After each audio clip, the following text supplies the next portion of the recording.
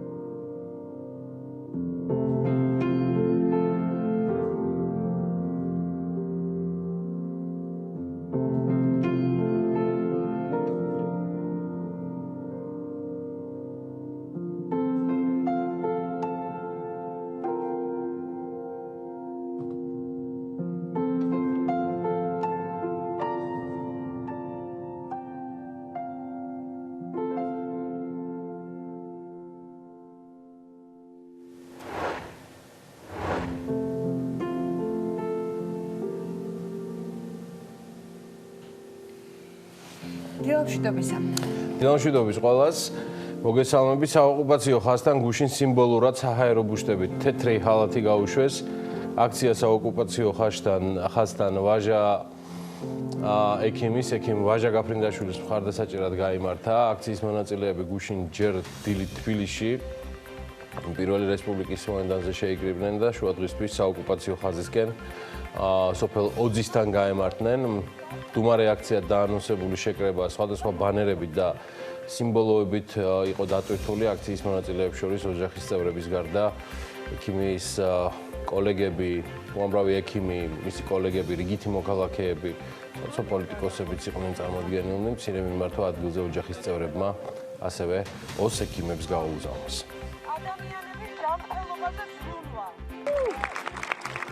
მე მინდა მივმართო ჩვენს გვერდით მცხოვრებ 20 ხალხს. საუკუნეებია ჩვენ ცხოვრობთ კავკასიაში, ერთი ცის ქვეშ და დარწმუნებული ვარ, რომ მრავალი საუკუნე ისევ ასე გაგრძელდება. ჩვენი ურთიერთობა ყოველთვის ემყარებოდა ვაჟკაცობის და ტოლერანტობის პრინციპებს. მე მინდა და მჯერა, რომ ის გაუგებრობები, და პრობლემები რაც გქონდა ჩვენს ურთიერთობაში ისევ მოგვარდება ამ პრინციპების ვაჟკაცობის და ტოლერანტობის გამოღვიძებით.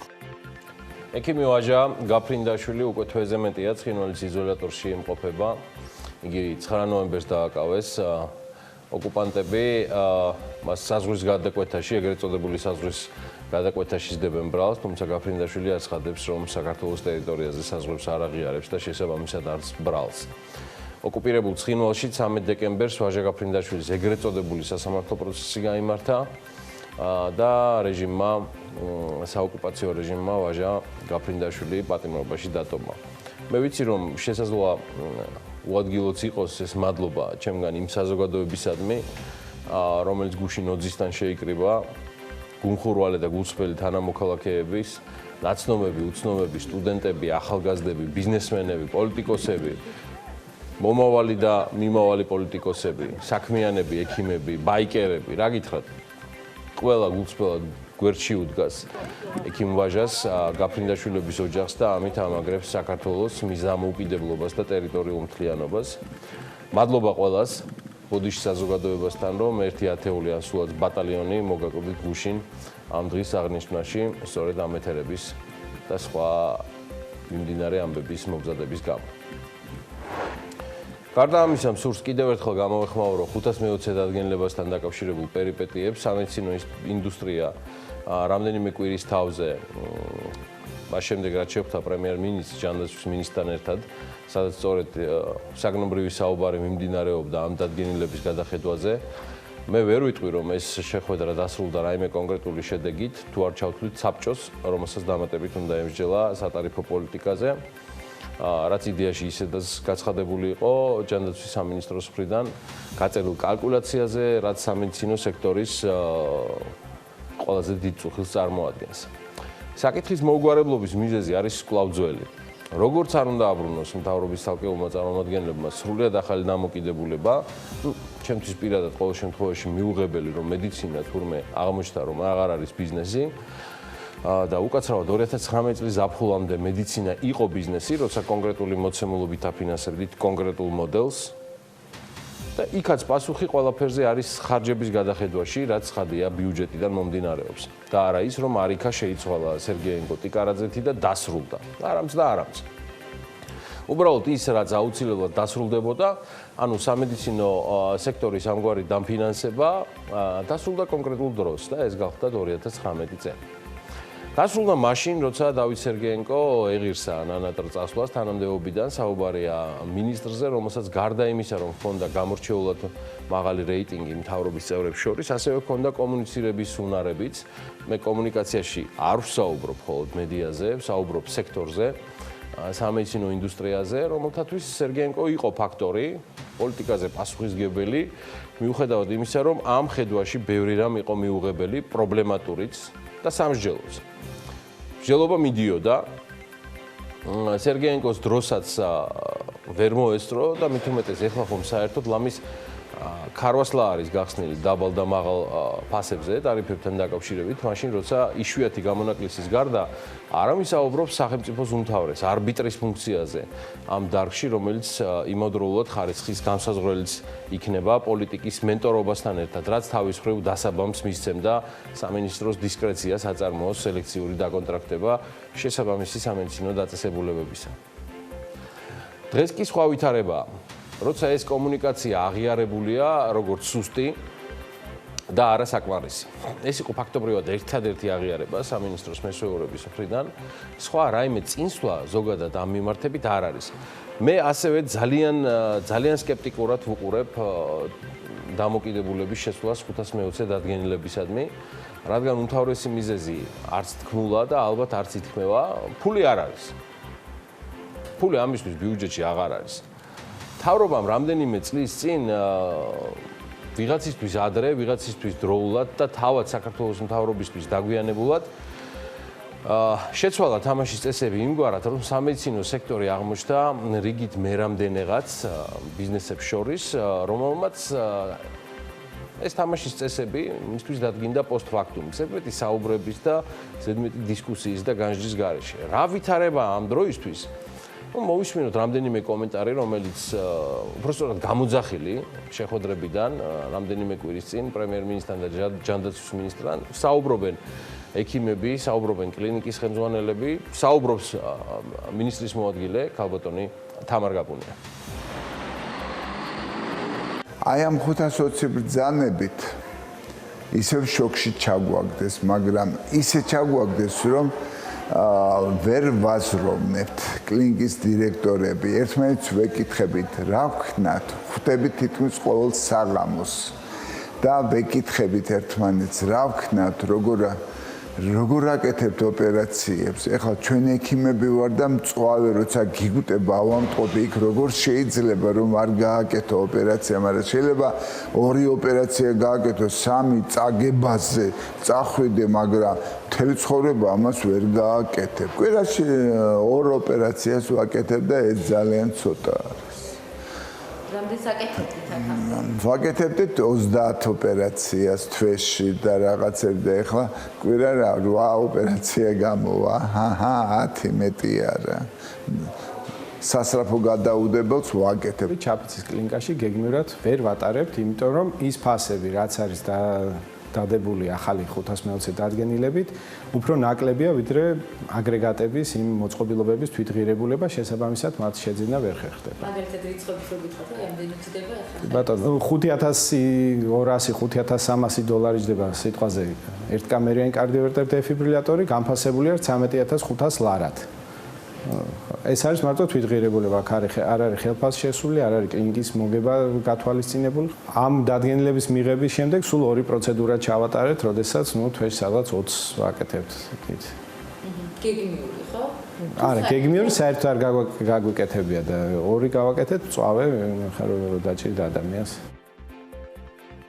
თუ რომელიმე კლინიკა ჩათვლის, რომ ამ პირობას ვერ შეასრულებს, ანუ თუ გადაწყვეტს, რომ მაგალითად ვერ ასრულებს გეგმიურ ოპერაციას. ამ შემთხვევაში უნდა გვაცნობს და ამასაც პროცედურა აქვს გაწერილი, რომ მათ შეუძლია პროგრამის შესრულება და სხვა არის გარკვეული პროცედურა. ეხლა ეს არის ალბათ მე ვფიქრობ უფრო რაღაცა არაფორმალური გზით გაჟღერებული ესეთი ინფორმაცია, რომ ჩვენამდე ფორმალური მიმართვა რომელიმე კლინიკიდან იმის შესახებ, რომ ეს კლინიკა უარს ამბობს სერვისის მიწოდებაზე არ მოსულა რამდენადაც მე ინფორმაცია მაქვს დღევანდელი მდგომარეობით. რა ბერკეტები აქვს სამინისტროს, რომ პრობლემა მოაგვაროს და პაციენტი არ დარჩეს სერვისის გარეშე? ამ შემთხვევაში სერვისების მიწოდება არის იმაზე მეტი, ვიდრე საჭიროება, ანუ ბევრი პროვაიდერია კლინიკაში ისედაც ჩართული. მე რა თქმა უნდა არავის არ მოუწოდებს ესე გააკეთოს. უბრალოდ ეს არის მათი უფლება და დადგენილების პირობებით რეგულირდება ეს. ჯანდაცვის სამინისტრომ გააჟღერა ამას წინათ, ჩემი აზრით, პოპულისტური განცხადება, რომ ჯანდაცვა არ არის ბიზნესი, ახსენი ეს დამოკიდებულება, ამას მოყვა, რომ თუ მანამდე იყო სხვადასხვა ინდიკაცია, რომ სახელმწიფო გეგმავს საკუთარი თუ ანუ უბრალოდ სახელმწიფო სამედიცინო კლინიკების ქსელის შექმნას. მოკლედ, აი ამ 2 ტრიალში არის ძალიან ბევრი ვერსია, გარდა ერთისა, რომ საქმე მართლაც ღიაკარის მტრევასთან ხომ არ გვაქვს, რადგან საყოველთაო ჯანდაცვის სისტემა არათუ ისეთ შედარებით ღარიბ ქვეყანაში, როგორც საქართველო, არამედ ძლიერი ეკონომიკის მქონე ქვეყნებსაც დაუდგა თავის ტკივილად. ჩვენი გადაცემების და ეკონომისტების ენაზე, რომ ვთქვათ, ბიუჯეტის დეფიციტის გაღრმავების ფასად. ცხადია, კლინიკები გააგრძელებენ ლობირებას და მინიმუმ რაშიც ისინი მართლები გახლავთ, არის ის, რომ თამაშის წესები არ უნდა იყოს ესეთი პოსტფაქტუმ მათთვის ცნობილი და ნებისმიერი მათთაგანი იმსახურებს და ნებისმიერი ბიზნესი იმსახურებს, რომ ეს თამაშის წესებიც და მათი რადიკალური ცვლილება იყოს ცნობილი წინასწარ. სხვა მხრივ კი ახლა გამოდის, რომ მთავრობას აქვს მცდელობა ხარჯების დაზოგვით სისტემის ეფექტურობა გაზარდოს. რაც ცალსახად ვერ მოიტან შედეგს, რადგან ამ სისტემაშივეა იმდენი ხარვეზი და ხშირ შემთხვევაში დანაშაულიც, რომელიც ეხლა ამოვიდა ზედაპირზე, რომ ღირს დასხდომა და ფიქრი არა მხოლოდ 520 დადგენილების გადახედვაზე, არამედ მე მგონი ხედვების შეჯერებაზე. როგორ განვითარდება ბიუჯეტიდან ყველაზე მსუყე დაფინანსებული დარგი და მიმართულება, რომელიც ამ ქვეყნის ღარიბი მოსახლეობის ხელმისაწვდომობას უზრუნველყოფს ჯანდაცვის სერვისებისადმი.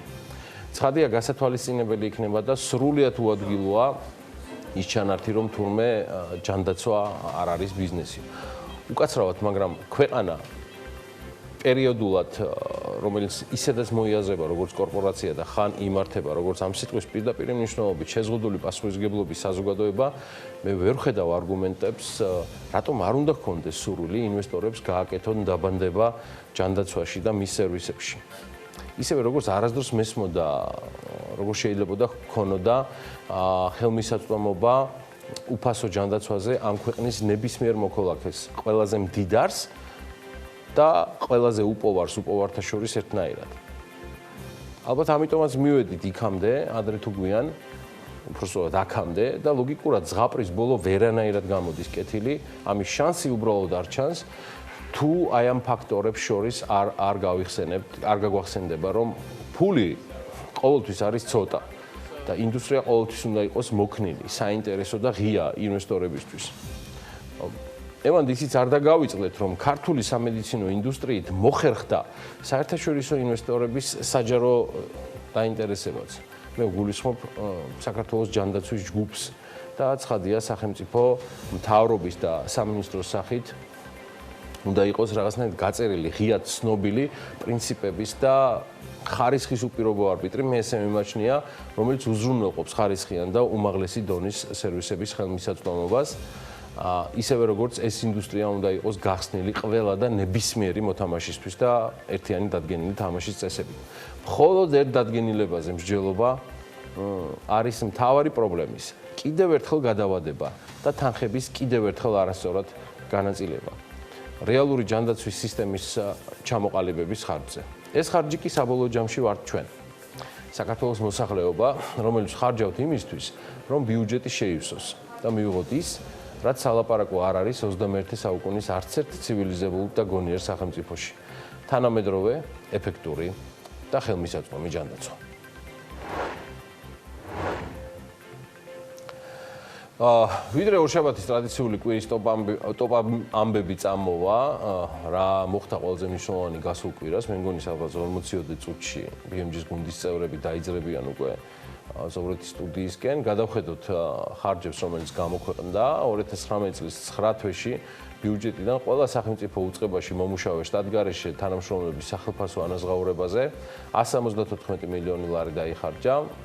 ეს კი 17 მილიონ 400.000 ლარით მეტია წინა წლის ანალოგიურ პერიოდთან შედარებით. ბიუჯეტის მონიტორინგის მონაცემებით 2018 წლის 3 კვარტალში სახელმწიფო ხაზინიდან შტატგარეშე თანამშრომლების ანაზღაურებაზე ჯამში თითქმის 157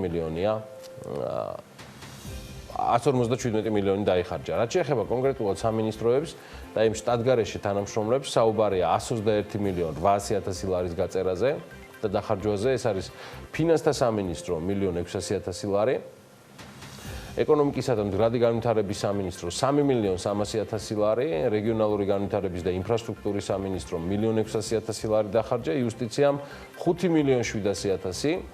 რაც შეეხება ოკუპირებული ტერიტორიებიდან დევნილთა და შრომის ჯანმრთელობისა და სოციალური დაცვის სამინისტროს, აქ ხარჯი შტატგარეშე თანამშრომლების ანაზღაურებაზე არც მეტი არც ნაკლები 31 მილიონ 100.000-ია. საგარეო საქმეთა სამინისტრო ხარჯავს 1.600.000 ლარს, თავდაცვის სამინისტრომ არ წარუდგინა აუდიტის სამსახურს საერთოდ ინფორმაცია ამასთან დაკავშირებით და შინაგან საქმეთა სამინისტრომ დაადასტურა და დაადეკლარირა 15 მილიონი ლარი, ხოლო გარემოს დაცვისა და სოფლის მეურნეობის სამინისტრომ 11 მილიონ 300.000, ისევე როგორც განათლების და მეცნიერების და კულტურის და სპორტის სამინისტრომ 50 მილიონ 600.000 ლარი. შტატგარეშე თანამშრომელთა რაოდენობასთან დაკავშირებით კი სამინისტროების ნაწილს აუდიტის სამსახურისთვის მონაცემები მიწოდებული საერთოდ არ აქვს. აქ აუდიტის სამსახური აცხადებს ფინანსთა სამინისტროზე, ინფრასტრუქტურაზე, ჯანდაცვის სამინისტროზე, თავდაცვაზე და შსს-ზე. ეკონომიკის სამინისტროში შტატგარეშე დასაქმებული არის 592 ადამიანი. იუსტიციის სამინისტროში 2211, საგარეო საქმეთა სამინისტროში 351 და გარემოს დაცვის მიმართულებით არც მეტი არც ნაკლები 1804 ადამიანი იღებს შტატგარეშეთ ხელფასს. ეს მხოლოდ წლის ნაწილია, რა თქმა უნდა, სრულ წელსაც შევაჯამებთ და გვექნება შესაძლებლობა, რომ გადავხედოთ ასევე იმ ძირითად სტატისტიკურ მონაცემებს 2019-ის ჭრილში, რომელსაც წლევანდელი წლის მონაგარი გვაჩვენებს. თუმცა მოდით ახლა ნოემბერში სავაჭრო ბალანსი როგორი იყო, ამ რიცხვებში ჩავხედოთ. წინა წელთან შედარებით ექსპორტი 25%-ით, დაახლოებით 345 მილიონ 900.000 დოლარამდეა გაზრდილი. რაც შეეხება იმპორტს, საქსტატის ოპერატიული მონაცემებით მისი მოცულობა ნოემბერში იყო 782 მილიონ 700.000 დოლარი და ეს თუ 2018 წლის იმავე თვის მონაცემს შევატარებთ, აღმოჩნდება, რომ არის 4%-ით მეტი. ზოგადად, იანვარ-ნოემბერში მიმდინარე წლის საგარეო სავაჭრო ბრუნვამ შეადგინა 11.9 მილიარდი დოლარი. ეს წინა წლის იგივე პერიოდის მაჩვენებელზე არის 1.4%-ით მეტი. აქედან ექსპორტი იყო 3 მილიარდ 380 მილიონი დოლარი, ანუ 11.7%-ით მეტი, ხოლო იმპორტი 8 მილიარდ 120 მილიონი დოლარის მოცულობის და აქ კლება არის 2.3%-ით. საქართველოს საგარეო ვაჭრობის დეტალური მონაცემები 19 დეკემბერს გვეცოდინება, შესაბამისად ამ დღეს გვექნება შესაძლებლობა, რომ მათ შორის საქმიანი დილის მაყურებელს გაუზიაროთ, რომელი პროდუქციის ექსპორტი არის გაზრდილი და რა თქმა უნდა შევძლებთ, რომ ვისაუბროთ ყველა იმ მიმართულებაზე და დეტალზე, რაც გავლენას ახდენს ზოგადად სავაჭრო ბალანსთან არსებულ მდგომარეობაზე. ბევრი საინტერესო სიახლე და ამბავი გველოდება, არა მხოლოდ საქსტატისგან მოწოდებულ ინფორმაციაზე დაყრდნობით საქმიანი დილის განმავლობაში და მომდევნო 3 საათის და დაახლოებით 10 წუთის განმავლობაში ბევრ ძალიან საინტერესო სტუმარსაც უმასპინძლებთ, თუმცა ჯერ დრო არის, რომ გადავხედოთ ამინდის პროგნოზს და სულ მალე რამდენიმე წუთში დაგიბრუნდებით.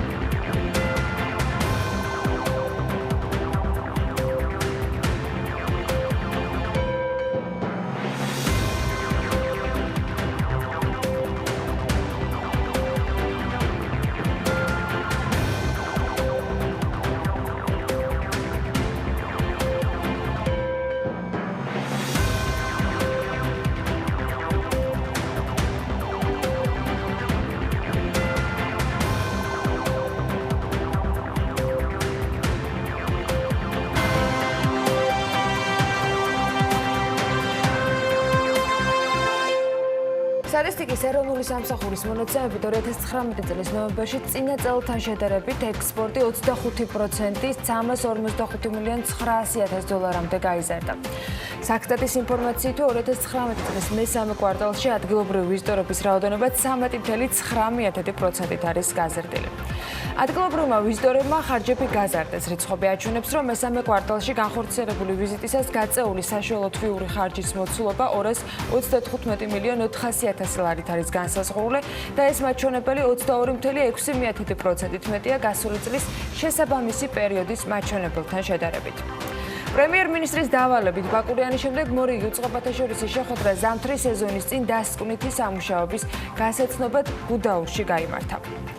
ავიასანქციების გამო ქვეყანამ 300 მილიონით ნაკლები ტურისტის შემოსავალი მიიღო. ამას დაემატა პოლიტიკური დაძაბულობა, რამაც კურსის დამატებითი გაუფასურება შეუწყო ხელი. ეს პარლამენტში ეროვნული ბანკის პრეზიდენტმა კობა გვენეტაძემ თქვა. ეროვნული ბანკის პრეზიდენტმა საქართველოს საკანონმდებლო ორგანოში გამოსვლისას ასევე განაცხადა, რომ მონეტარული პოლიტიკის ზრდა ქვეყანაში მთლიანი ხარჯვის მოცულობას შეამცირებს, რაც საბოლოოდ სამომხმარებლო პროდუქტების ფასების ზრდის ტემპს შეანელებს. პროექტი 100 საინვესტიციო შეთავაზება ბიზნეს მოსალოდნელზე მეტად აქტიურ ტემპში მიმდინარეობს და პირველი ორკვირიანი ციკლი უპრეცედენტოდ მაღალი შედეგით დავასრულეთ. ეს ეკონომიკის და მდგრადი განვითარების მინისტრმა თქვა ამ პროექტის შეფასებისას. უკრაინაში საქართველოს პრემიერ-მინისტრის გიორგი გახარიას ოფიციალური ვიზიტის ფარგლებში კი სუამის პლენარული სხდომის შემდეგ ხელი მოეწერა დოკუმენტებს, რომლებიც ორგანიზაციის წევრ ქვეყნებს შორის ერთიანი ეკონომიკური ზონის შექმნას და თავისუფალი ვაჭრობის შესახებ შეთანხმების მიღწევას ხელს შეუწყობს. აკეთებს. 9 თვეში ბიუჯეტიდან ყველა სახელმწიფო უწყებაში მომუშავე შტატგარეშე თანამშრომლების სახელმწიფო ანაზღაურებაზე 174 მილიონ 300.000 ლარია დახარჯული და ეს არის დაახლოებით 17.5 მილიონი ლარით მეტი, ვინაიდან წინა წლის იმავე პერიოდში. პროდუქტის ბაზარზე ზედამხედველობას ახალი უწყება ბაზარზე ზედამხედველობის სააგენტო განახორციელებს პროდუქციის უსაფრთხოებისა და თავისუფალი მიმოქცევის კოდექსში ცვლილებების შეტანის შესახებ საქართველოს კანონში შესატანი ცვლილებების პროექტის ინიცირება პარლამენტის დღევანდელ ბიუროზე მოხდება. ეს მიმდინარე დაგეგმილი სიახლეები. საქმიანი დილის ეს ნაწილი კი ყველაზე გავლენიანი ქალების რეიტინგით მინდა რომ დავიწყოთ. ჟურნალმა Forbes-მა 2019-ის 100 ყველაზე გავლენიანი ქალი დაასახელა და რეიტინგში პირველ ადგილზე გერმანიის კანცლერი ანგელა მერკელი მოხვდა. აღსანიშნავია, რომ უკვე 9 წელია, რაც მერკელი Forbes-ის რეიტინგის სიის სათავეშია. განსაკუთრებული ურთიერთობა აქვს როგორც ჩვენ ჟურნალს და ჯერ კიდევ გერმანიის კანცლერის თანამდებობაზე მყოფ მერკელს, რომელიც ხოთაშორის წლის ბოლოდან უკვე შეელევა ამ თანამდებობასაც. მეორე ადგილი მსოფლიოს სავალუტო ფონდის ყოფილმა ხელმძღვანელმა კრისტინ ლაგარდმა დაიკავა. მესამე პოზიციაზე კი შტატების წარმომადგენელთა პალატის სპიკერი ნენსი პელოსია. მოდით გადავხედოთ ათეულს სრულად. 2019-ის ყველაზე გავლენიანი ქალების ათეული ასე გამოიყურება, როგორც გითხარით, ჯერ არის ანგელა მერკელი, გერმანიის კანცლერი, მას მოყვა კრისტინ ლაგარდი, მსოფლიოს სავალუტო ფონდის ყოფილი ხელმძღვანელი, შემდეგ კი არის ნენსი პელოსი, შტატების წარმომადგენელთა პალატის სპიკერი.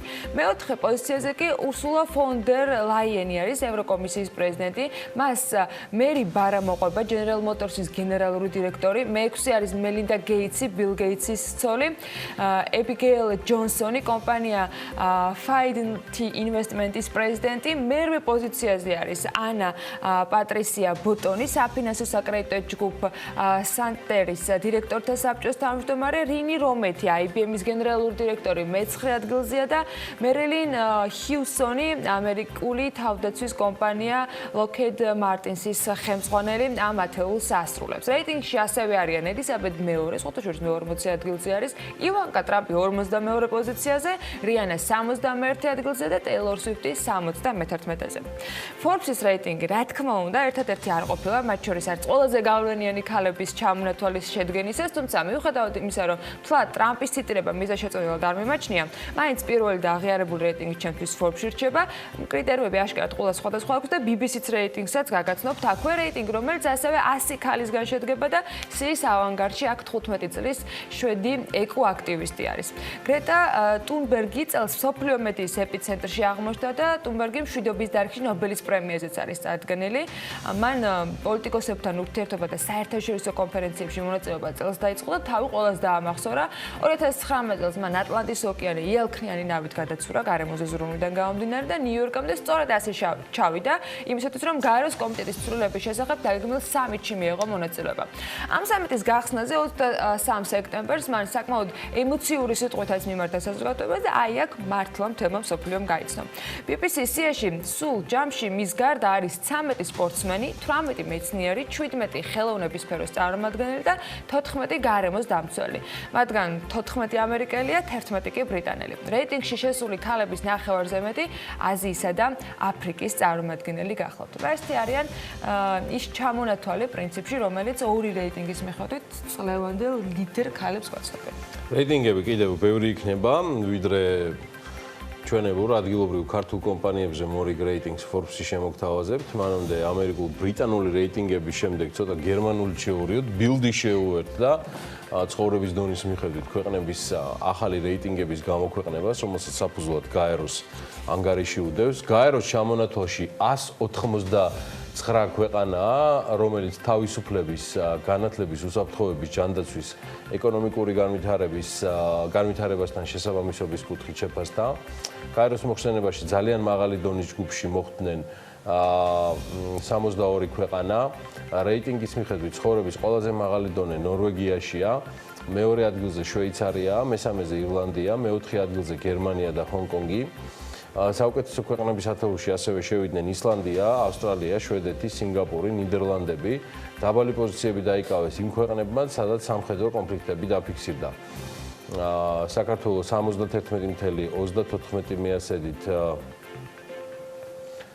აღნიშნულ რეიტინგში 56 ადგილზეა. ასევე საინტერესო მასალა გამოქვეყნდა BMG-ზე, ირაკლი მაკალათიას ავტორობით, ტოპ 10 მსოფლიოს ყველაზე მსხვილი ეკონომიკის მქონე ქვეყნების ჩამონათვალით და მიმოხილვით. Всё მასალასაც შემოგთავაზებთ საქმიანი გიდის მაყურებლებს, თუმცა იქამდე ვებგვერდზე შეგიძლიათ მას გაეცნოთ. გეტყვით, რომ სავალუტო ფონდის 2019 წლის ოქტომბრის ანგარიშის მიხედვით არის ეს რეიტინგი მომზადებული. და ათეული შედგენილია თითოეული ქვეყნის რეალური მთლიანი შიდა პროდუქტის მოცულობის მიხედვით და გამოთვლილია მათი შესაბამისი წილები მსოფლიოს რეალური მთლიან შიდა პროდუქტში 2018 წელზე ცხადია საუბარი და ათეული ასე გამოიყურება ჩინეთი 18.77 მიასედი რუსეთი 3.12 შეერთებული შტატები 15.2 ინდონეზია 2.58 ინდოეთი 7.7%, ბრაზილია 2.5%, იაპონია 4.13%, გაერთიანებული სამეფო 2.24%, საფრანგეთი 2.19%. გამომდინარე იქიდან, რომ ზოგ ქვეყანას უფრო მეტი შიდა პროდუქტი მხოლოდ იმიტომ აქვს, რომ დიდ ტერიტორიას ფლობს და მეტი ადამიანი ცხოვრობს, ქვეყნის ეკონომიკური განვითარების შესაძლებლობის მიზნით ანგარიშობენ რეალურ მთლიან შიდა პროდუქტს ერთ სულ მოსახლეზე, სადაც დაინახავთ, რომ ბევრი გიგანტი ეკონომიკის მქონე ქვეყანა 10-ულშიც კი ვერ ხვდება და ეს რეალური მშპ, ეგრეთ წოდებული, ყოველგვარი მშპ-ს გარეშე, ანუ ერთ მოსახლეზე დოლარში არის შემდეგნაირად ათეული განაწილებული, ყველაზე მდიდრები ყატარში არიან, სადაც ერთ სულ მოსახლეზე 129,638 დოლარზეა საუბარი, ლუქსემბურგი 106,371 დოლარი, სინგაპური 101,000, ირლანდია 79,617, ბრუნეი 78,350, ნორვეგია 74,357, არაბეთის გაერთიანებული საემიროები თითქმის 70,000, ქუვეითი 66,000, ერთ სულ მოსახლეზე შვეიცარია 65,000, შეერთებული შტატები 62,868 დოლარი ერთ სულ მოსახლეზე. აქ თავმოყრება ვიმყოფინეთ და საქართველოსთან დაკავშირებით არაფერი ვთქვით. რეიტინგებია თუ ასეა თუ ისეა, მოდი გავაგრძელოთ და საინტერესო ამბებიც გვაქვს. ამოწმა ვერჯი იმ ელექტრომოწყობილობების რეიტინგი შემოგთავაზა ამჯერად, რომლებიც რედაქტორების შეფასებით ბოლო 10 წლის განმავლობაში საუკეთესოა და თქვენ წარმოიდგინეთ ამ სის სათავეში iPhone 4 მოხდა. მთავარი რედაქტორი წერს, რომ 2010 წელს გამოშვებული ეს აპარატი ყველაზე ლამაზი, ინოვაციური და ბაზარზე გავლენიანი smartphone იყო და არის. მეორე ადგილზე კი ჭკვიანი დინამიკი Amazon Echo-ა, რომელიც ამერიკულ ბაზარზე ჭკვიანი დივაისების ლიდერ პოზიციას იკავებს. მესამე პოზიციაზე არის პორტატული კომპიუტერი MacBook Air. ათეულში ასევე მოხვდა Samsung Galaxy S6, Tesla Model S, Apple's AirPods-ები, Apple Watch Series 3, Microsoft Surface Pro 3, Sony PlayStation 4 და Google Pixel 2.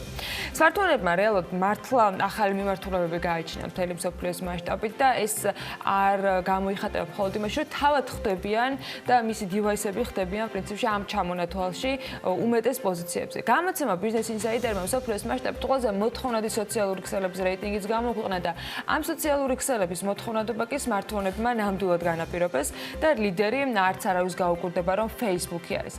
ამ პლატფორმას თავდაპირველად The Facebook დაერქვა და ის ხელმისაწვდომი მხოლოდ Harvard-ის უნივერსიტეტის სტუდენტებისათვის იყო, ამის შემდეგ კი ბაზა თანდათან Boston-ის უნივერსიტეტისათვის და მე ყველა სტუდენტისათვის გაიხსნა. 2006 წლის სექტემბრიდან კი ეს საიტი ყველასთვის ხელმისაწვდომი გახდა, რის შედეგადაც დღევანდელი მდგომარეობით Facebook-ში 2,410,000,000 ადამიანია დარეგისტრირებული.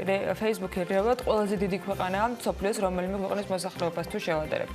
იქით მეორე სოციალური ქსელი მომხმარებლების რაოდენობით არის YouTube, რომელიც 2019 წლის ოქტომბრის მონაცემებით 2 მილიარდ ადამიანს აერთიანებს. კიდევ ერთი უფასო პოპულარული ქსელი WhatsApp-ია. დღეს ადამიანები ტექსტური შეტყობინების გასაგზავნად ყველაზე ხშირად სწორედ ამ პლატფორმას იყენებენ და აქ დარეგისტრირებულთა რაოდენობა ამ დროისათვის მილიარდს აჭარბებს. ეს კი იმას ნიშნავს, რომ Facebook-ის მომხმარებლები სასაუბროდ მესენჯერზე ხშირად WhatsApp-ს იყენებენ. თუმცა სოციალური ქსელების ხუთეულში ის მაინც მეოთხე პოზიციას იკავებს. რიგით მეხუთე ჩინური კომპანია Tencent-ია, რომლის მიერ შექმნილი WeChat-იც ასევე საკმაოდ პოპულარულია და განსაკუთრებით ჩინეთში. მასში განსაკუთრებული არაფერი ნაკლები არის მთავარი დანიშნულება ტექსტური და ხმოვანი შეტყობინებების, ფოტოების და ვიდეოების გაზიარება, მაგრამ გამონაკლისი მაინც ის გახლავთ, რომ აქ შესაძლებელი არის კონტენტის გაცვლა მაგალითად Bluetooth-ის საშუალებით. შესაძლებელია ფოტოების დამუშავება ფილტრების მეშვეობით და მას სიტყვების გადათარგმნაც შეუძლია. შედეგად, ქსელი 1,130 მილიონ მომხმარებელს ითვლის. მეექვსე პოზიციაზე Instagram-ი დასახელდა ფოტო და ვიდეო კონტენტის გაზიარებისათვის Facebook-ის მიერ 2012 წელს შექმნილ პლატფორმას ყოველდღურად 1,100 მილიონი ადამიანი მოიხმარს. Instagram-ს კი რეიტინგში სოციალური ქსელი Q&Q მოსდევს, რომელიც ძალიან პოპულარულია ასევე ჩინეთში არის. ჩინეთში მოიხმარენ TikTok-საც, პლატფორმა შედარებით განსხვავებულია და გარდა მესიჯების გაცვლისა, მისი დახმარებით მოკლე მუსიკალური ვიდეოების შექმნა და დამუშავებაც არის შესაძლებელი და მას აქვს ასევე სტრიმინგის სერვისიც. ამ მონაცემებით ქსელს 500 მილიონი ადამიანი იყენებს. თანდათან საქართველოში საკმაოდ პოპულარული ხდება სხვათა შორის. რეიტინგში ბოლო 2 პოზიციას ისევ ჩინური ბლოგერების პლატფორმა Sina Weibo და ახალი ამბების ქსელი Reddit-ი იკავებენ. დეკემბერში რეიტინგებს არაფერი ამოწურავს და კიდევ ბევრი გვექნება თქვენთვის მოსაყოლი და ვიდრე აზარც ბოლომდე გასაგას მივცემდეთ, ახლა მოდი რამდენიმე წუთით სიახლეების სკოლას გადავხედოთ, რომელიც ამ დროისათვის მოგემზადეთ. აწარმოებს საქართველოში ინვესტიციების დეპარტამენტის სტრატეგიის და სამოქმედო გეგმის პრეზენტაციას დღეს გეგმავს. დღის განმავლობაში გვექნება შესაძლებლობა, რომ სიახლეები მათ შორის ამ თემაზე მოვისმინოთ. ქვეყნის უმსხვილესი ენერგოპროექტის შუახევი ჰესის სამშენებლო სამუშაოები კი ამ დროისთვის ბოლო ეტაპზეა, პროექტის გუნდი ოპერირებისათვის ემზადება. ჩინეთის სახალხო რესპუბლიკის ქალაქ სიანში საქართველოს სავაჭრო სამრეწველო პალატის პრეზიდენტი გიორგი პერტაია აბრეშუმის გზის საერთაშორისო სავაჭრო პალატის ვიცე-პრეზიდენტად აირჩიეს. წარმატებები გიორგი პერტაიას. პროექტი 100 საინვესტიციო შეთავაზება ბიზნეს მოსაოდნელზე მეტად აქტიურ ტემპში მიმდინარეობს და პირველი ორკვირიანი ციკლი უპრეცედენტოდ მაღალი შედეგი დავასრულეთ. ეს ეკონომიკის და მდგრადი განვითარების მინისტრმა ნათია თურნავამ თქვა. მისი შეფასებით პროექტის პირველი ორკვირიანი ციკლი 5 საათზე დასრულდა და 2 კვირის განმავლობაში, გასული კვირის მიწურულს განმავლობაში 26 ისეთი ობიექტის გაყიდვა მოხდა, რომელიც აქამდე გაჩერებული და პრაქტიკულად უსარგებლო იყო.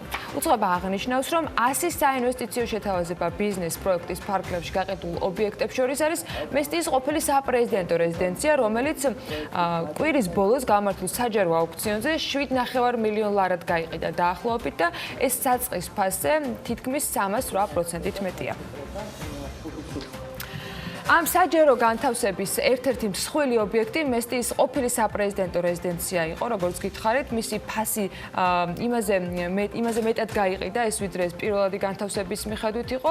ამასთან დაკავშირებით ეკონომიკის და მდგრადი განვითარების მინისტრმაც ისაუბრა და სხვათა შორის ისიც უნდა აღვნიშნოთ, რომ საწყისი ფასი იყო 1,840,000 ლარი. ობიექტის პრივატიზება კი სწორედ შემოთავაზებული საინვესტიციო ბიზნესის ფარგლებში მოხდა. როგორც ნათია თურნავამ აღნიშნა, ყოფილი რეზიდენციისა პროექტის ფარგლებში სულ 25 ობიექტია განსხვავებული, მაგრამ რაც შეეხება მესტიის ყოფილი საპრეზიდენტო რეზიდენციის შემწყვეტველს, აიღვინის სახლი არის იგივე ვინოტელი სასტუმრო რესტორანი, ვინოტელის მფლობელი ბენო ქაშაკაშვილი, მისი შემწყვეტველი, ყოფილი სპორტსმენი და მოქმედი ბიზნესმენი, რომელსაც სხვათა შორის არც ისე დიდი ხნის წინ უარი თქვა საქართველოს პარლამენტში შესვლაზე და ის ბიზნეს საქმიანობას გააგრძელებს. საკანონმდებლო ორგანომ კი ამასობაში კენჭი უყარა და მხარი დაუჭირა საქართველოს პარლამენტის დადგენილების პროექტს 2022 წლების ფულად საკრედიტო და სავალუტო პოლიტიკის ძირითადი მიმართულებების შესახებ, რომელიც პარლამენტში ეროვნული ბანკის პრეზიდენტმა კობა გვენეტაძემ გასული კვირის მიწურულს წარადგინა. სხდომაზე ეროვნული ბანკის პრეზიდენტმა ისაუბრა არსებულ მაკროეკონომიკურ გარემოზე, ინფლაციასა და პროგნოზებზე. თავის გამოსვლაში მან ყურადღება გაამახვილა საქართველოს არსებულ მიზნობრივ ინფლაციის მაჩვენებელზე, რომელიც 2022 წლისათვის 3%-ით არის განსაზღვრული. ანგარიშის წარდგენისას ეროვნული ბანკის პრეზიდენტმა აღნიშნა, რომ არსებული საბაზო პროგნოზით წლიური ინფლაცია სხვა თანაბარ პირობებში მომავალი წლის მარტიდან შემცირებას დაიწყებს და წლის ბოლოსთვის მიზნობრივ მაჩვენებელთან ახლოს იქნება. საქართველოს ტიპის მცირე ღია ეკონომიკების მქონე ქვეყნების შემთხვევაში, როგორც ინტეგრირებული არ არის რომელიმე სტაბილური მონეტარული პოლიტიკის მქონე ეკონომიკასთან და რომელიც კაპიტალის თავისუფალი მობილობით ხასიათდება, ინფლაციის თარგეტირების რეჟიმი კონკურენტუნარიანობის შენარჩუნებისა და გრძელვადიანი ეკონომიკური ზრდისთვის მცურავი გაცვლითი კურსის რეჟიმის არსებობას მოითხოვს. ასეთ პირობებში გაცვლითი კურსი შოკების შთანთქავ ფუნქციას ასრულებს, რამდენადაც საგარეო შოკის შემთხვევაში გაცვლითი კურსის ცვლილება ასუსტებს აღნიშნული შოკის გავლენას რეალურ ეკონომიკაზე, ეკონომიკურ ზრდაზე და ინფლაციაზე. იმ შემთხვევაში, თუ გაცვლითი კურსიდან მომდინარე წნეხი ინფლაციის მიზნობრივი მაჩვენებლიდან გადახრეს რისკებს შეიცავს, ეროვნული ბანკი მათ გასანეიტრალებლად მის ხელთ არსებულ მონეტარული პოლიტიკის ინსტრუმენტებს შესაბამისად ამოქმედებს. ეს კიდევ ერთხელ გუშინ გასული კვირის მიწურულს კობა გვენეტაძემ საქართველოს პარლამენტში გაიმეორა. ეროვნულმა ბანკმა ძვირი ფულის პოლიტიკა დააგვიანა. საფინანსო კომიტეტის თავმჯდომარე ირაკლი კობზანაძე სების სექტემბრამდე მართულ პოლიტიკას იწუნებს და საშემოდგომოთი კმაყოფილია.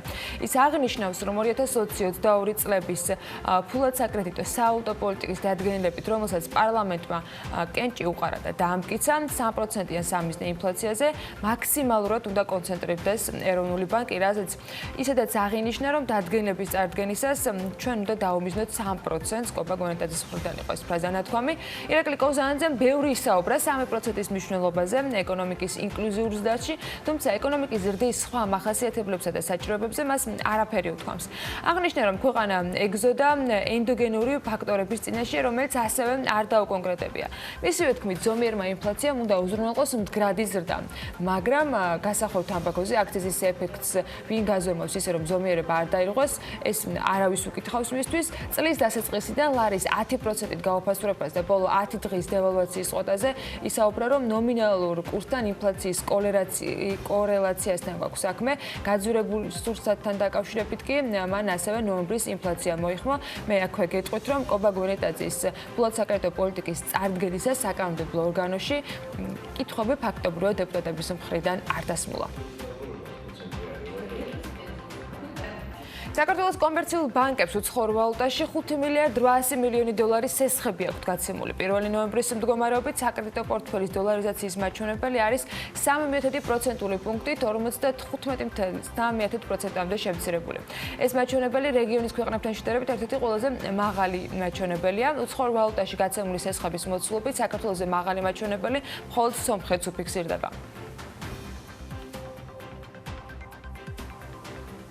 ჩრდილოეთ ამერიკის ბანკებმა 2025 წლისათვის ხელოვნური ინტელექტის წყალობით შესაძლოა 70 მილიარდი დოლარის ოდენობის თანხა დაზოგონ. ამასთან დაკავშირებით ბიზნეს ინსაიდერი წერს კვლევაზე დაყრდნობით. გარდა ამისა, გამოცემა აღნიშნავს, რომ დანაზოგებმა მთლიანად ფინანსური სერვისების ინდუსტრიაში, რომელიც საბანკო, სადაზღვაო სექტორებსა და კაპიტალის ბაზრებს მოიცავს, შესაძლოა 140 მილიარდ დოლარს მიაღწიონ. ტექნოლოგიების გამოყენებით ბევრი სამუშაო გახდება ავტომატიზებული და დასაქმებული გაუმარტივებს სამუშაო პროცესს. ავტომატიზაცია კი გამოთავისუფლებს ადამიანებს იმ დროისგან, რომელიც შესაძლოა შემდეგ გამოიყენონ მაგალითად ინოვაციების შექმნაზე, კომუნიკაციაზე და ასე შემდეგ.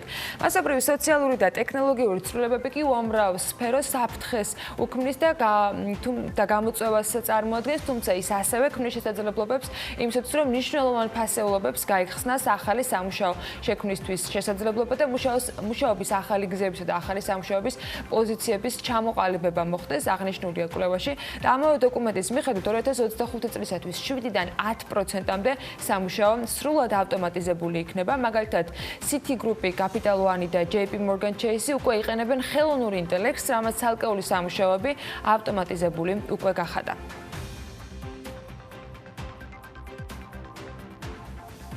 ახლა საერთაშორისო კომპანიებთან ერთად გადავხედოთ, როგორი არის ქართული კომპანიების პოზიციები ლონდონის საფონდო ბირჟაზე და არა მხოლოდ კაპიტალის ბაზრის მხარდაჭერას BMG აქტიურად აგრძელებს და ვაგრძელებთ, რა თქმა უნდა, ყოველკვირეულ მიმოხილვასაც საქართველოს და ლონდონის საფონდო ბირჟებთან დაკავშირებით, რომელსაც ლევან თაღიაშვილი ორშაბათობით გვაცნობს ჩვეულად. ამჯერად მან არ დაარღვია ტრადიცია და საინტერესო მასალა მოამზადა, როგორც ყოველ შემთხვევაში ამას წინათ არ გვიანოსებდა. დილა მშვიდობისა, ლევან, რამდენიმე მსხვილი გარიგების შესახებ უნდა მოგვიყო, როგორც ვიცი და მოდი დავიწყოთ ამბებით. კი ბატონო, დილა მშვიდობის, მივესალმებით ჩვენს მაყურებელს. საქართველოს საფონდო ბირჟაზე საუჭრო სესიების დროს მხოლოდ Liberty Bank-ის აქციები გასხვისდა დაახლოებით 20,000 ერთეული, თუმცა მისი ფასი 2 თეთრი იყო და ამიტომ გარიგების ღირებულებამ 400 ლარი შეადგინა. მიხარია, რომ მიწევს დადებითი სიახლეების თქმა თქვენთვის, ეგრეთ წოდებული ფიქსინგის დროს რამდენიმე მსხვილი გარიგება დაიდო უცხოურ ვალუტაში.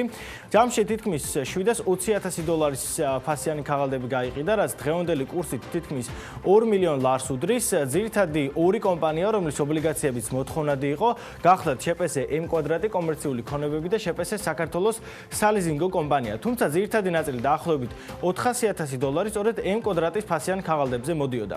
ერთი გარიგება დაიდო ლარშიც, რის დროსაც სააქციო საზოგადოება თელასის 7,930 ფასიანი ქაღალდი გაიყიდა იდენტურ ფასად, რადგან თითოეული ერთეულის ფასი 1 ლარი იყო. შეგახსენებთ, რომ კომპანია თელასი ჯერ კიდევ 2000 წლიდანაა დალისტული საფონდო ბირჟაზე და მისი საბაზრო კაპიტალიზაცია $112 მილიონ შეადგენს.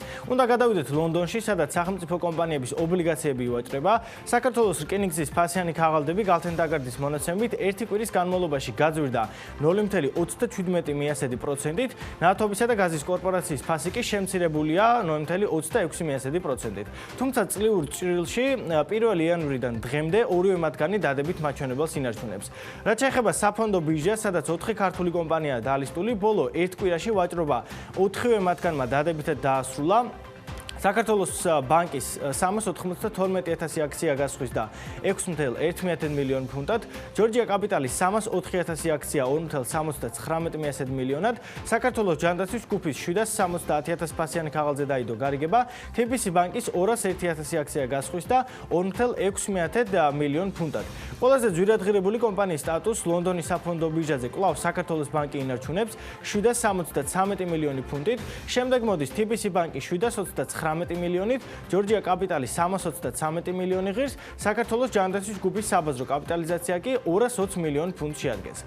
1 იანვრიდან დღემდე მხოლოდ საქართველოს ბანკის აქციებია გაზრდილი 14,23%-ით, როგორც ეკრანზე ხედავთ, დანარჩენი 3-ის კი გაუფასურებულია, ჯორჯია კაპიტალის 11%-ით, საქართველოს ჯანდაცვის ჯგუფის 17,99%-ით, TBC ბანკის კი 12%-ით თითქმის.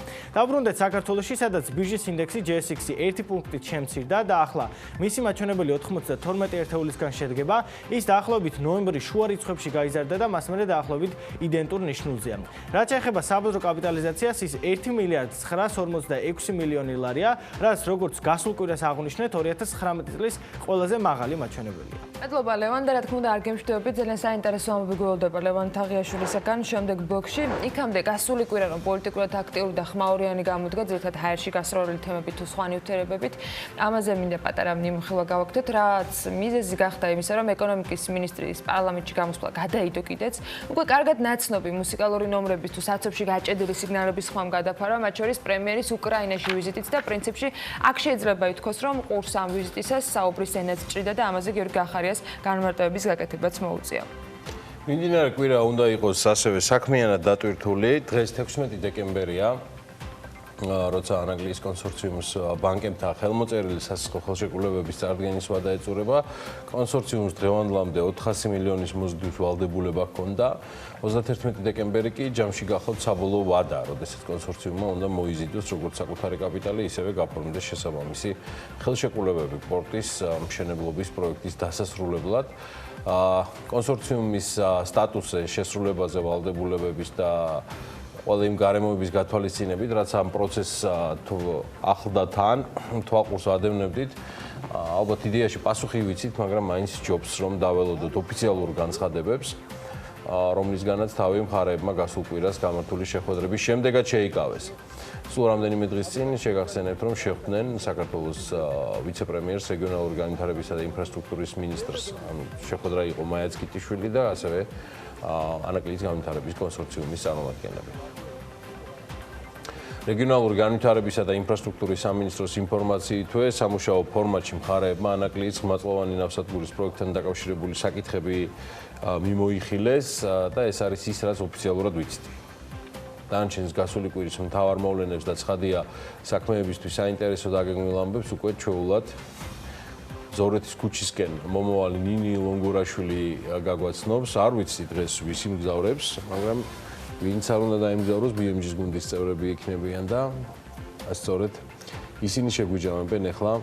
უბრალოდ გვეტყვიან რა იყო ძირითადი ამბები გასულ კვირას, ნინი დილამშვიდობის და გისმენთ ყურადღებით. დილამშვიდობისა, ანა გიორგი მივესალმები საქმიანი დილის მაყურებელს. იქამდე სანამ ანუკას და თათიას შემოვიერთებდე ავტომობილში და მოვიდოდეთ ერთად სამსახურამდე და შევაჯამებდეთ მოკლედ განვლილ კვირას, იქამდე მცირე რიცხვებს დაგაყრით სანამ მივალ მათთან. FDI გაიზარდა მესამე კვარტალში და პირდაპირმა უცხოურმა ინვესტიციებმა 417 მილიონს გადააჭარბა. ასევე გაზრდილი არის ფულადი გზავნილები და შემოსულმა ნაკადმა 151 მილიონი შეადგინა და ასევე გაიზარდა საექსპორტო მაჩვენებლები და საგარეო სავაჭრო ბრუნვამ შეადგინა 11 მილიონზე მეტი. და 20 წლის ბიუჯეტი დამტკიცდა და ისინიც შემომიერთდნენ. გამარჯობა 2020 ჩაუჯექი. კარგი და მაშინ მაყურებელს 4.5% დააკორექტირა IMF-ის რეკომენდაცია. შემცირდა ხო 5-დან 5-მდე. ხოთეშორის გაზრდილია მომავალი წლის ბიუჯეტში ხარჯვითი წილი იზრდება, როგორც ვიცით, არჩევნო წელია და იზრდება ხელფასები მასწავლებლების, ასევე პენსიები, ჯარისკაცების ხელფასები, ასევე სამშობლო სახანძრო სამსახურის წარმომადგენლების და მოკლედ ამ კუთხით მნიშვნელოვანი წელი იქნება მათთვის. ლარი გამყარდა.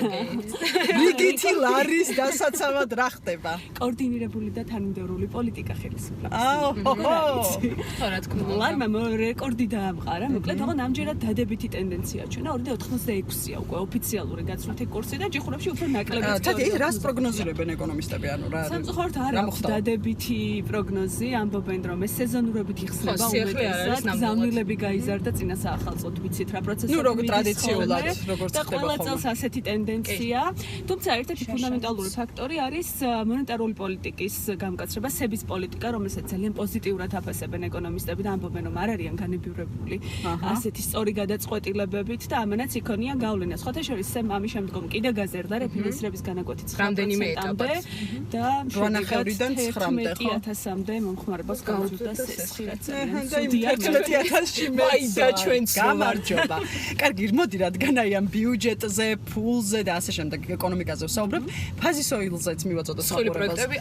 ინფორმაცია, ერთ-ერთი კვირის მთავარი მოვლენა იყო ფაზის ოილი.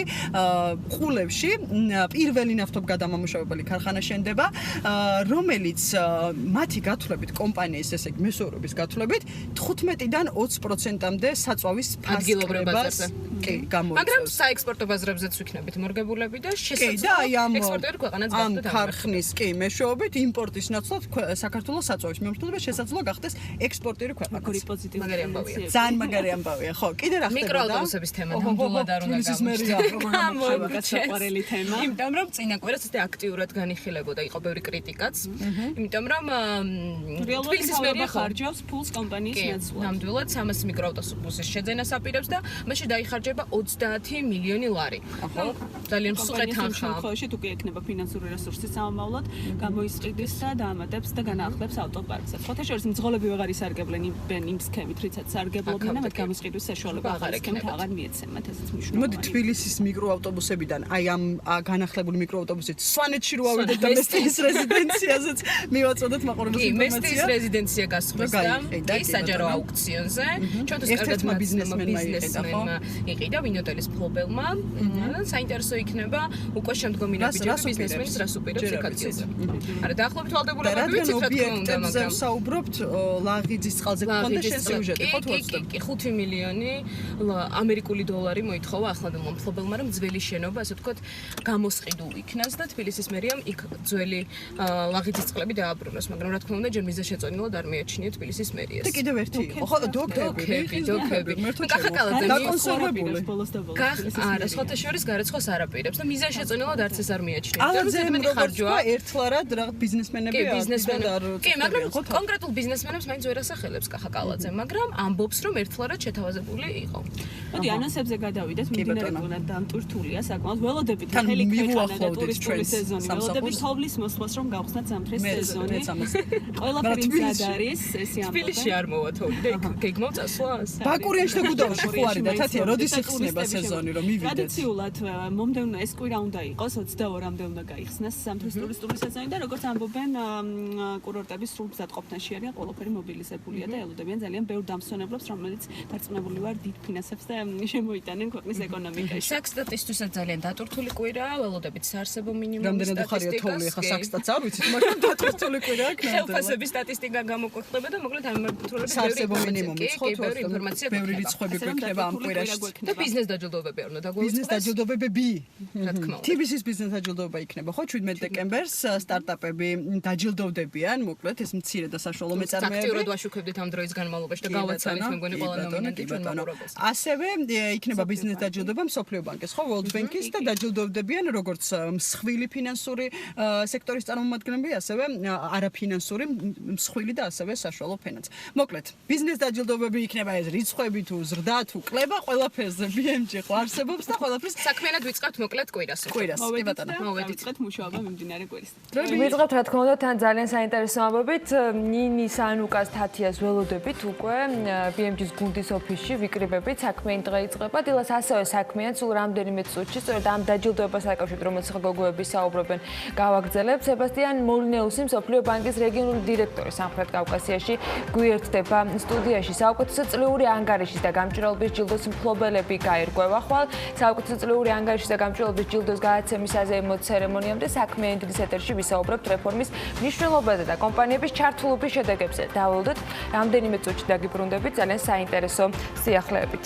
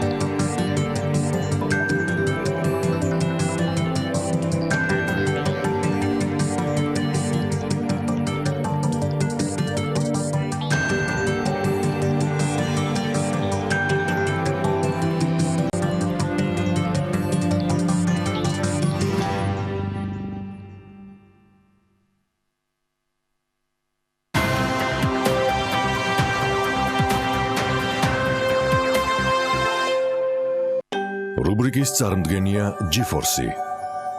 Euro 5-ის სტანდარტის საწვავის საქართველოში.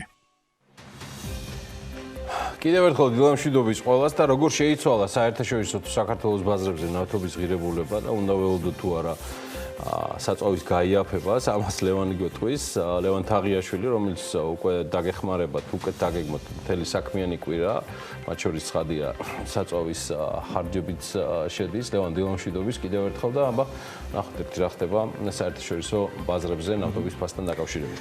გიორგი, თამოდ შეგვიძლია ვთქვათ, რომ ბოლო 2 კვირის განმავლობაში ნავთობის ფასი ზიგზაგურად, თუმცა მაინც იზრდება. ნიუ-იორკში 29 ნოემბრის შემდეგ მატება თითქმის $5 ბარელზე და ამჟამინდელი ფასი $60 და 7 ცენტია.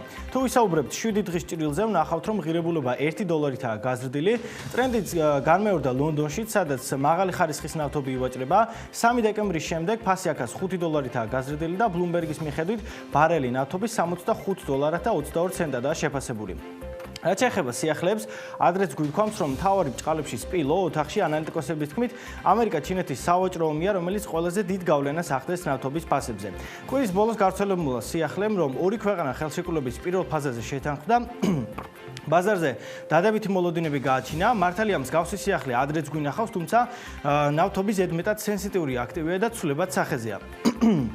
ქონდა სხვა სიახლეებიც, საერთაშორისო ენერგეტიკულმა სააგენტომ აღნიშნა, რომ მიუხედავად ოპეკის ნავთობის მოპოვების შემცირებისა, მიწოდება მაინც ნაკლებია მოთხოვნაზე და ეს გარკვეულწილად დააბალანსებს ფასებს. საინტერესო იყო საუდი არამკოს გარშემო განვითარებული მოვლენებიც. მისი აქციების ფასი დაახლოებით $1-ით გაიზარდა და ამჟამად $9.80-დან შეფასებული. ეს კი იმას ნიშნავს, რომ კომპანიის ღირებულება თითქმის $2 ტრილიონ გაუტოლდა და ყველაზე დიდი მაჩვენებელია ეს, რაც კი ისტორიას ახსოვს, ასე რომ ნავთობი მიუხედავად გლობალური დათბობისა და ტექნოლოგიური განვითარებისა, მაინც ერთ-ერთი ყველაზე ძვირადღირებული აქტივია. გონი უკვე დროა საქართველოს ბაზარზე გადავიდეთ. როგორც იქნა 2 თვიანი პაუზის შემდეგ ნავთობ კომპანიებმა მცირედით, მაგრამ მაინც გააიაფეს საწვავი 5-დან 4 ძირითად ბენზინ გასამართ სადგურზე, უფრო იაფად შეძლებთ ბენზინის ყიდვას. კლება 2-დან 5 თეთრამდე მერყეობდა, ერთადერთი ფასები უცვლელი ლუკოილმა დატოვა, თუმცა სამართლიანობისთვის უნდა ითქვას, რომ მას გაიაფების შემდეგაც ყველაზე იაფი საწვავი აქვს. ფაქტორებს რომ დავაკვირდეთ, საერთაშორისო ფასები ამის мотиваცია ნამდვილად არ უნდა გამხდარიყო, რადგან ბოლო 2 კვირაა ნავთობის ფასი მატულობს. მთავარი აქ რა თქმა უნდა ეროვნული ვალუტა იყო, რომელიც დოლართან მიმართებით თითქმის 10 თეთრით გამყარდა, რამაც გაუიაფა იმპორტი კომპანიებს და შესაბამისი რეაგირებაც არ დააყოვნეს. როგორც გითხარით, ყველაზე იაფად ბენზინის შეძენას ლუკოილში შეძლებთ, იგულისხმება როგორც პრემიუმი, ისე რეგულარის ტიპის საწვავი.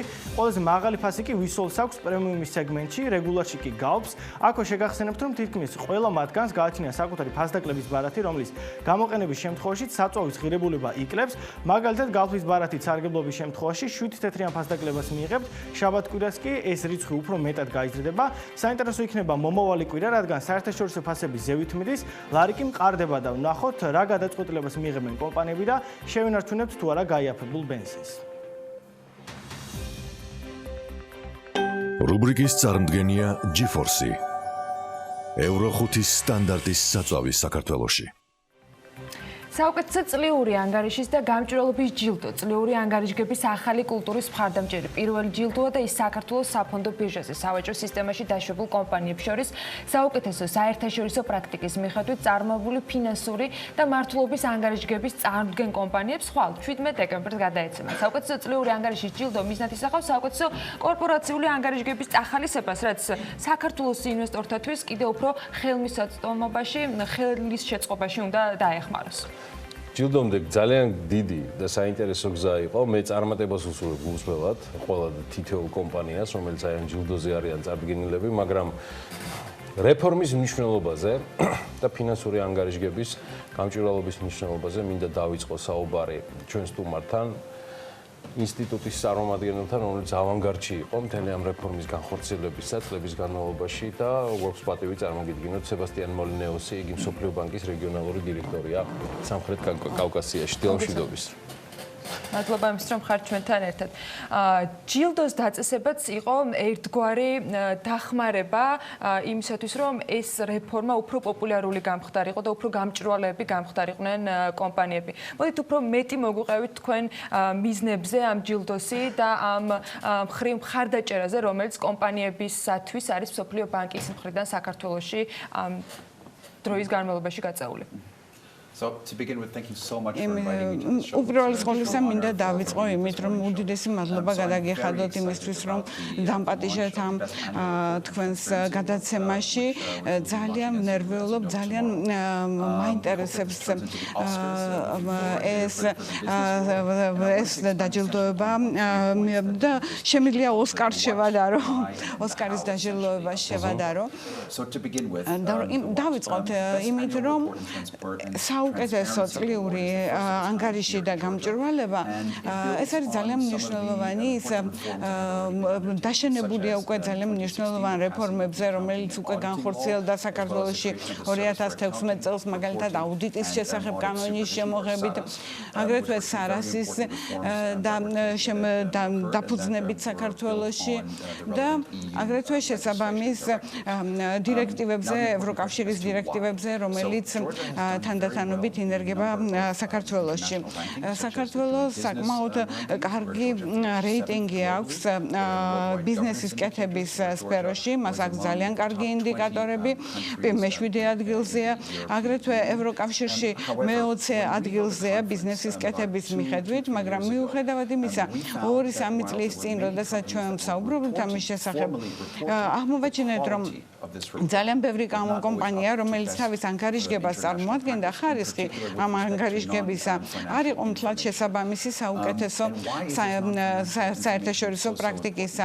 რატომ განსაკუთრებით ეს ეხება არაფინანსურ ინფორმაციას? რატომ არის არაფინანსური ინფორმაცია ასეთი მნიშვნელოვანი? განსაკუთრებით მნიშვნელოვანია ეს ინვესტიციების თან მიმართებაში, იმისთვის რომ უზრუნველყოთ, რომ ეს ინვესტიცია ზუსტად არის მიმართული საუკეთესო ინვესტიციების მიზანზე და აგრეთვე ეს იწვევს ნდობას ბიზნესების მიმართ, ნდობას საზოგადოებისა. ეს არის კრიტიკული ელემენტები ჯანსაღი ბიზნეს გარემოსი. როგორ გავაკეთეთ ეს? ფაქტიურად ჩვენ გამოვიყენეთ 3 ფილტრი. ჩვენ შევხედეთ რამდენიმე კომპანიას, რომლებიც რეგისტრირებულია საფონდო ბირჟაზე. შევხედეთ იმ იმ კომპანიებს, რომლებიც დროულად აბარებენ თავის ანგარიშებს და იმათ, რომლებიც აუდიტს ექვემდებარებიან და აგრეთვე შევხედეთ ავირჩიეთ კომპანიები, ფინანსური ინსტიტუტები, მსხვილი არასაფიე ფინანსური ინსტიტუტები, 500 და მეტი თანამშრომლით და მცირე არაფინანსური ინსტიტუტები, 500-ზე ნაკლები პერსონალით. და ჩვენ აგრეთვე მოვიწვიეთ საუკეთესო ჟიური, რომელსაც აქვს გამოცდილება.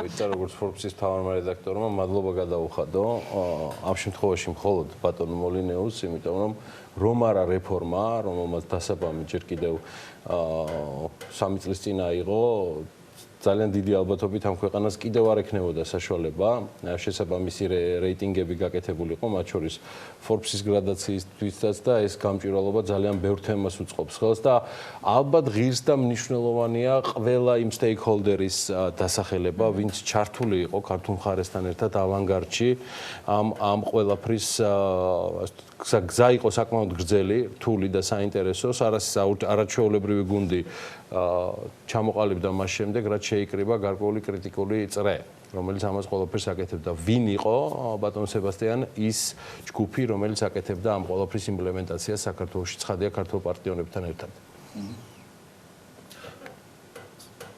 Of course. So first of all, thank you so much. უპირველეს ყოვლისა, მადლობა მინდა გადაგიხადოთ და მსოფლიო ბანკი ძალიან ამაყობს იმით, რომ ასეთ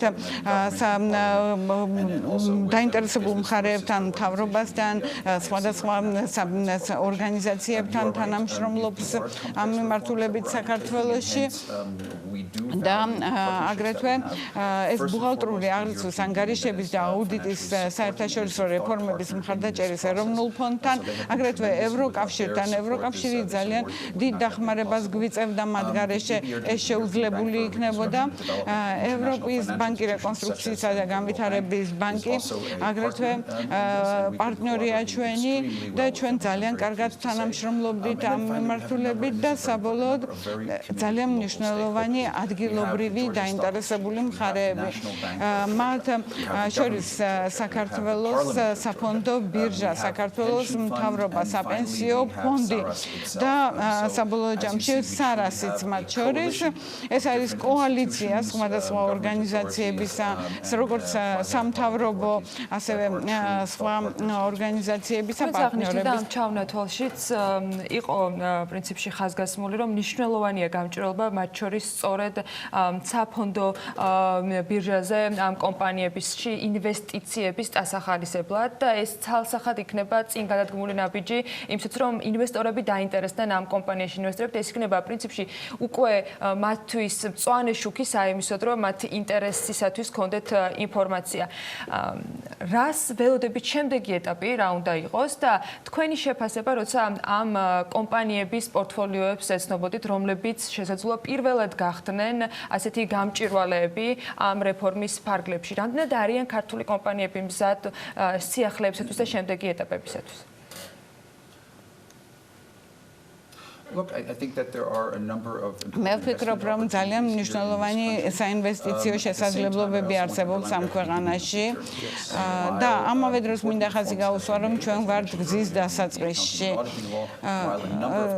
მთელი რიგი ქვეყანა მთელი რიგი კომპანიამ ძალიან მნიშვნელოვნად გააუმჯობესა თავისი ანგარიშგება, მაგრამ ამავე დროს მეტი არ გასაკეთებელი და ჩვენ უბრალოდ დასაწყისში ვართ და საუკეთესო წლიური ანგარიშები, რომლებიც გამოიცემა მაგალითად ნიუ-იორკში ან სინგაპურში, ჯერ კიდევ არის ძალიან დიდი სხვაობა მათ შორის, რასაც ჩვენ ვხედავთ საქართველოში და რასაც ჩვენ ვხედავთ მაგალითად მათ მოწინავე ფირმების, საზღვარგარეთის ფირმების ანგარიშებში.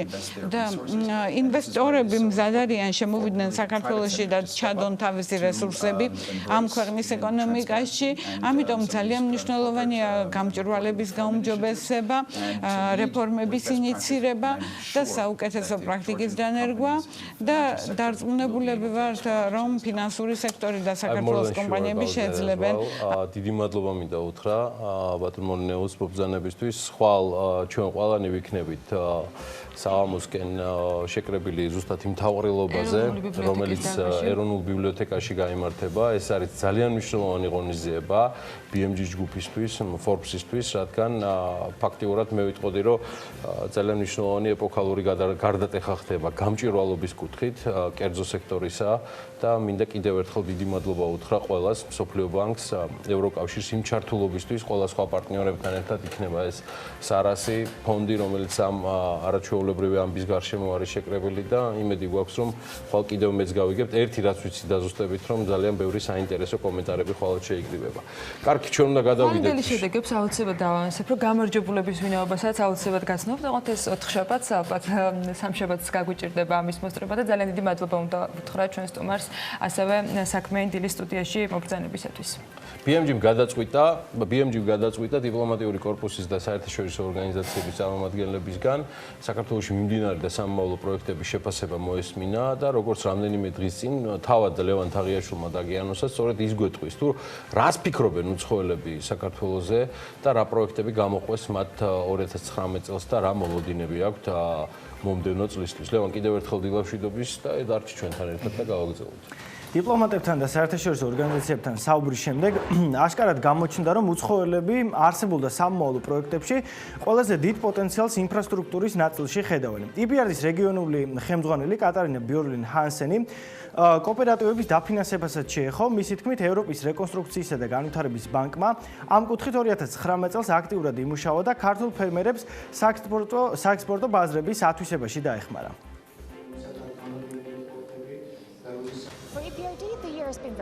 EBRD-ისთვის ეს წელი ძალიან წარმატებული იყო. დავეხმარეთ უამრავ მცირე ზომის ინვესტორს, რომელსაც საკუთარი წარმოების გაფართოება სურდა. ეს ძალიან კარგი ნიშანია, რადგან მათი პროდუქციის რაოდენობა მატულობს. 2020 წელს გაგრძელდება ფინანსური ინსტიტუტების მხარდაჭერაც. დავაფინანსებთ ინფრასტრუქტურულ პროექტებსაც, რაშიც ყოველთვის აქტიურად მონაწილეობთ. საქართველოს რეგიონში მნიშვნელოვანი ქვეყანაა და გამართული ინფრასტრუქტურა გადამწყვეტ როლს თამაშობს. ბაქო-თბილისი-ყარსის რკინიგზა და პორტების ტვირთბრუნვა გამოყო თურქეთის ელჩმა საქართველოში. მისი თქმით, მნიშვნელობა არ აქვს კონკრეტულად რომელი პორტი განვითარდება და შეემატება საქართველოს. მთავარია ის ტვირთი, რაც ქვეყანაში შემოდის, სრულად იყოს ათვისებული და ტრანსპორტირებული.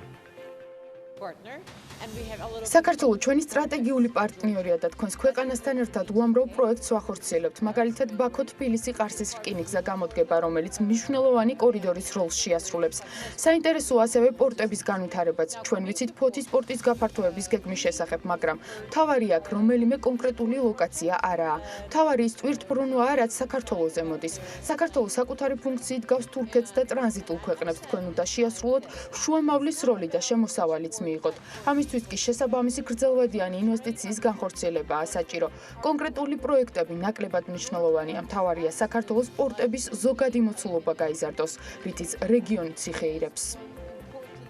პოლონეთის სავაჭრო სამრეწველო პალატის პრეზიდენტმა განსაკუთრებული ყურადღება თურქეთის ელჩის მსგავსად ინფრასტრუქტურულ პროექტებს მიაქცია. მისი თქმით, გზატკეცილების, პორტის და ზოგადად სატრანსპორტო ინფრასტრუქტურის განვითარება გადამწყვეტია საქართველოსთვის.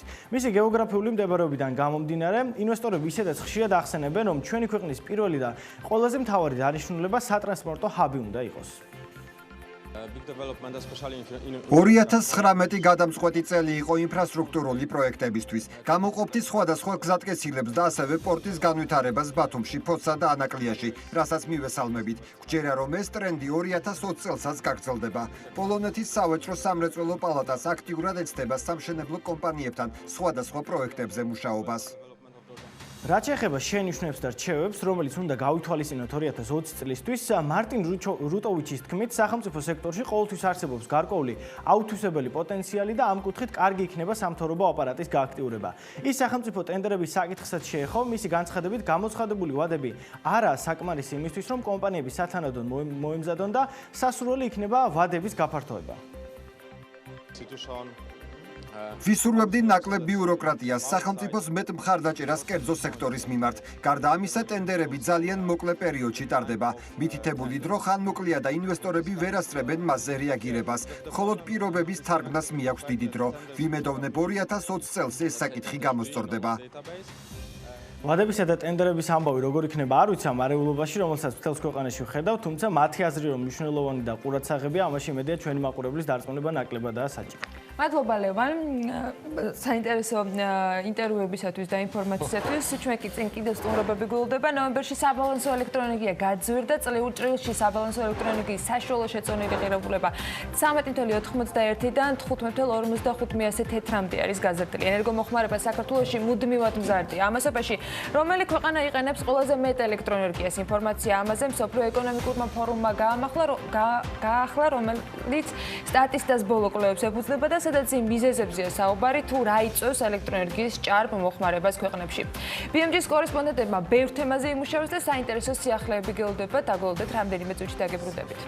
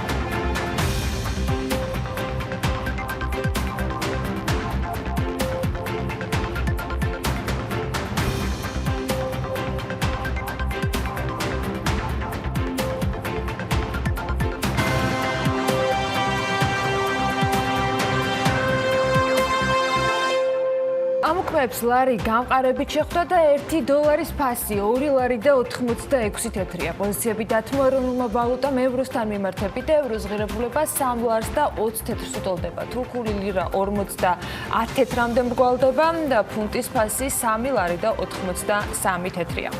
საბანკო ასოციაციის პრეზიდენტი ალექსანდრე ძნელაძე ლარის კურსის გამყარებას მთავრობის პოლიტიკით და სეზონური ფაქტორით ხსნის.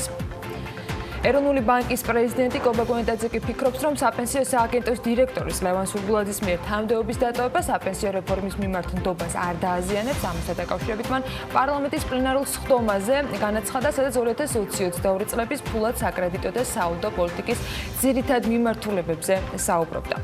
იანვარ-ნოემბერში ექსპორტი 11.7%-ით არის გაზრდილი და იმპორტი 2.3%-ით შემცირებული.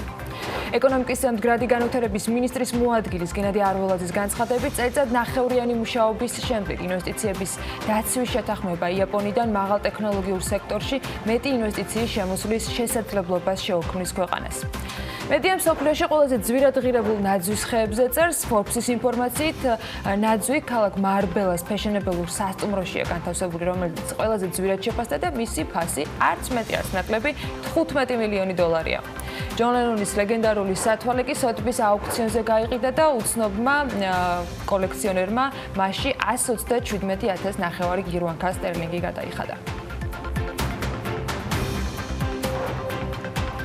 მესამე კვარტალში საქართველოს ტერიტორიაზე 15 წლის და უფროსი ასაკის ადგილობრივი ვიზიტორების საშუალო თვიური რაოდენობა 1,100,000-ით განიზაზღვრა, რომელმაც ქვეყნის ტერიტორიაზე 1,400,000 ვიზიტი განახორციელა.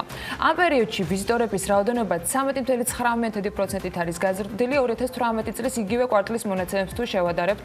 სტატისტიკის ეროვნული სამსახური კი აღნიშნავს, რომ მესამე კვარტალში ქვეყნის რეზიდენტი ვიზიტორების მიერ ტერიტორიაზე განხორციელებული ტურისტული ტიპის ვიზიტების საშუალო თვიური რაოდენობა იყო 710,300, რაც 21.8%-ით მატებას ნიშნავს წინა წლის იგივე პერიოდთან შედარებით.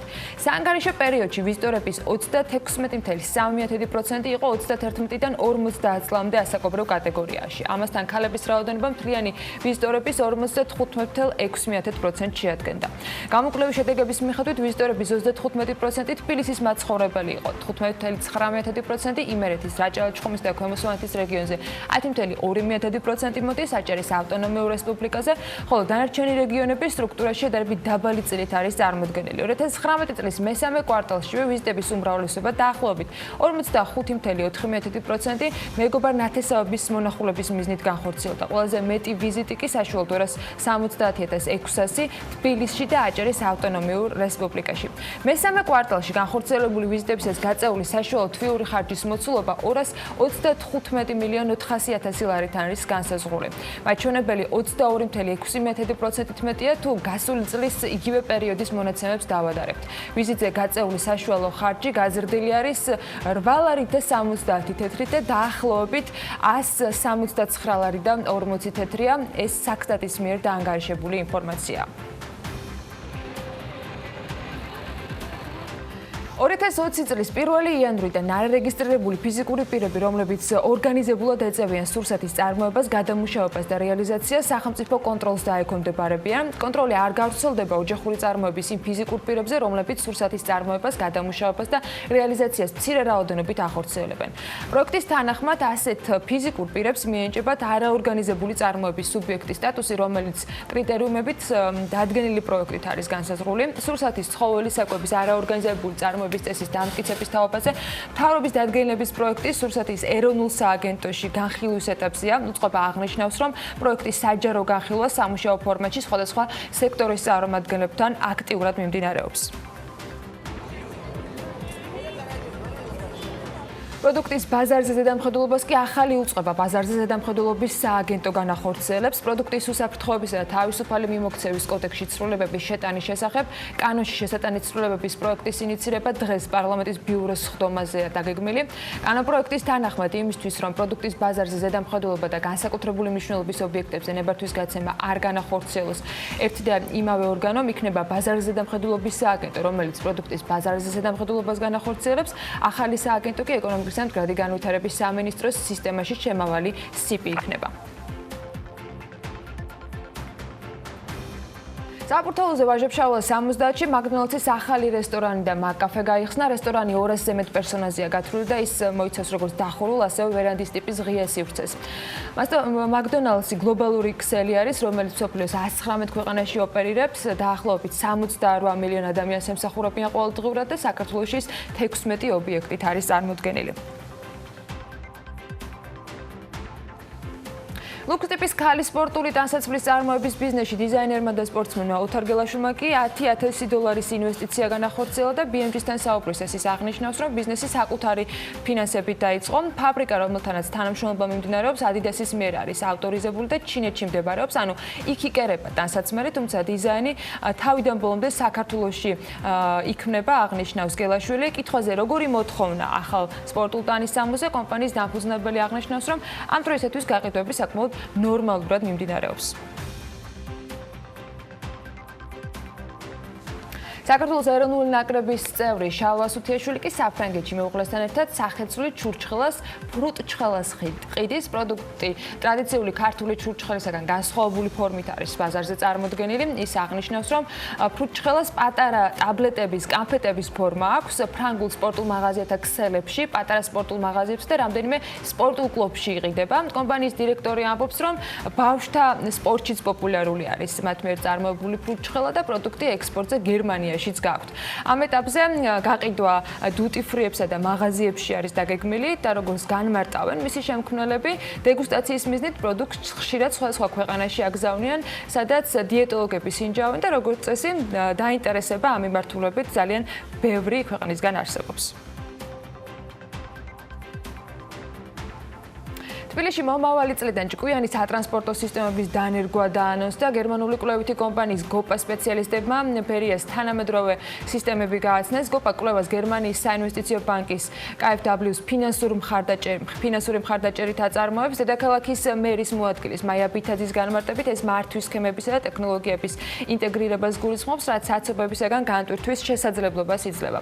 ამ მიზნით KfW-მ თბილისისათვის უკვე დაამტკიცა სესხიც მომავალ წელს თბილისის მერია სატრანსპორტო ნაკადების მართვის კომპლექსურ პლატფორმას შექმნის ამ თანხით.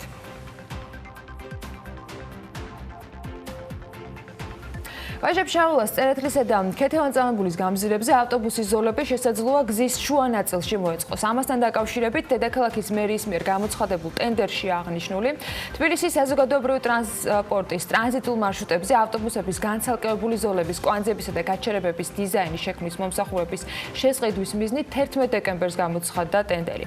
წინადადებების მიღება 8 იანვარს დაიწყება და 13 იანვარს დასრულდება. შესყიდვის სავარაუდო ღირებულება კი 580,000 ლარია.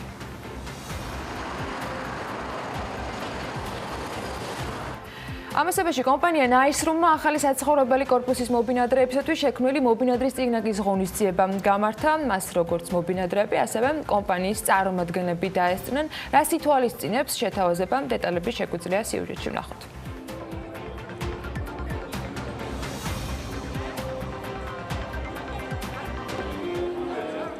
კომპანია ნაისრუმს მობინადრეებისთვის ახალი შეთავაზება აქვს. საცხოვრებელ კომპლექსთან დაკავშირებით არსებული სრულყოფილი ინფორმაციის მიწოდების მიზნით კომპანია მობინადრის წიგნაკი შექმნა. პროდუქტის პრეზენტაცია კომპანიის წარმომადგენლებმა მაცხოვრებლებთან ერთად გამართეს. მობინადრის წიგნაკით კომპანია ნაისრუმმა სრულად ახალი სიტყვა თქვა სამშენებლო სფეროში.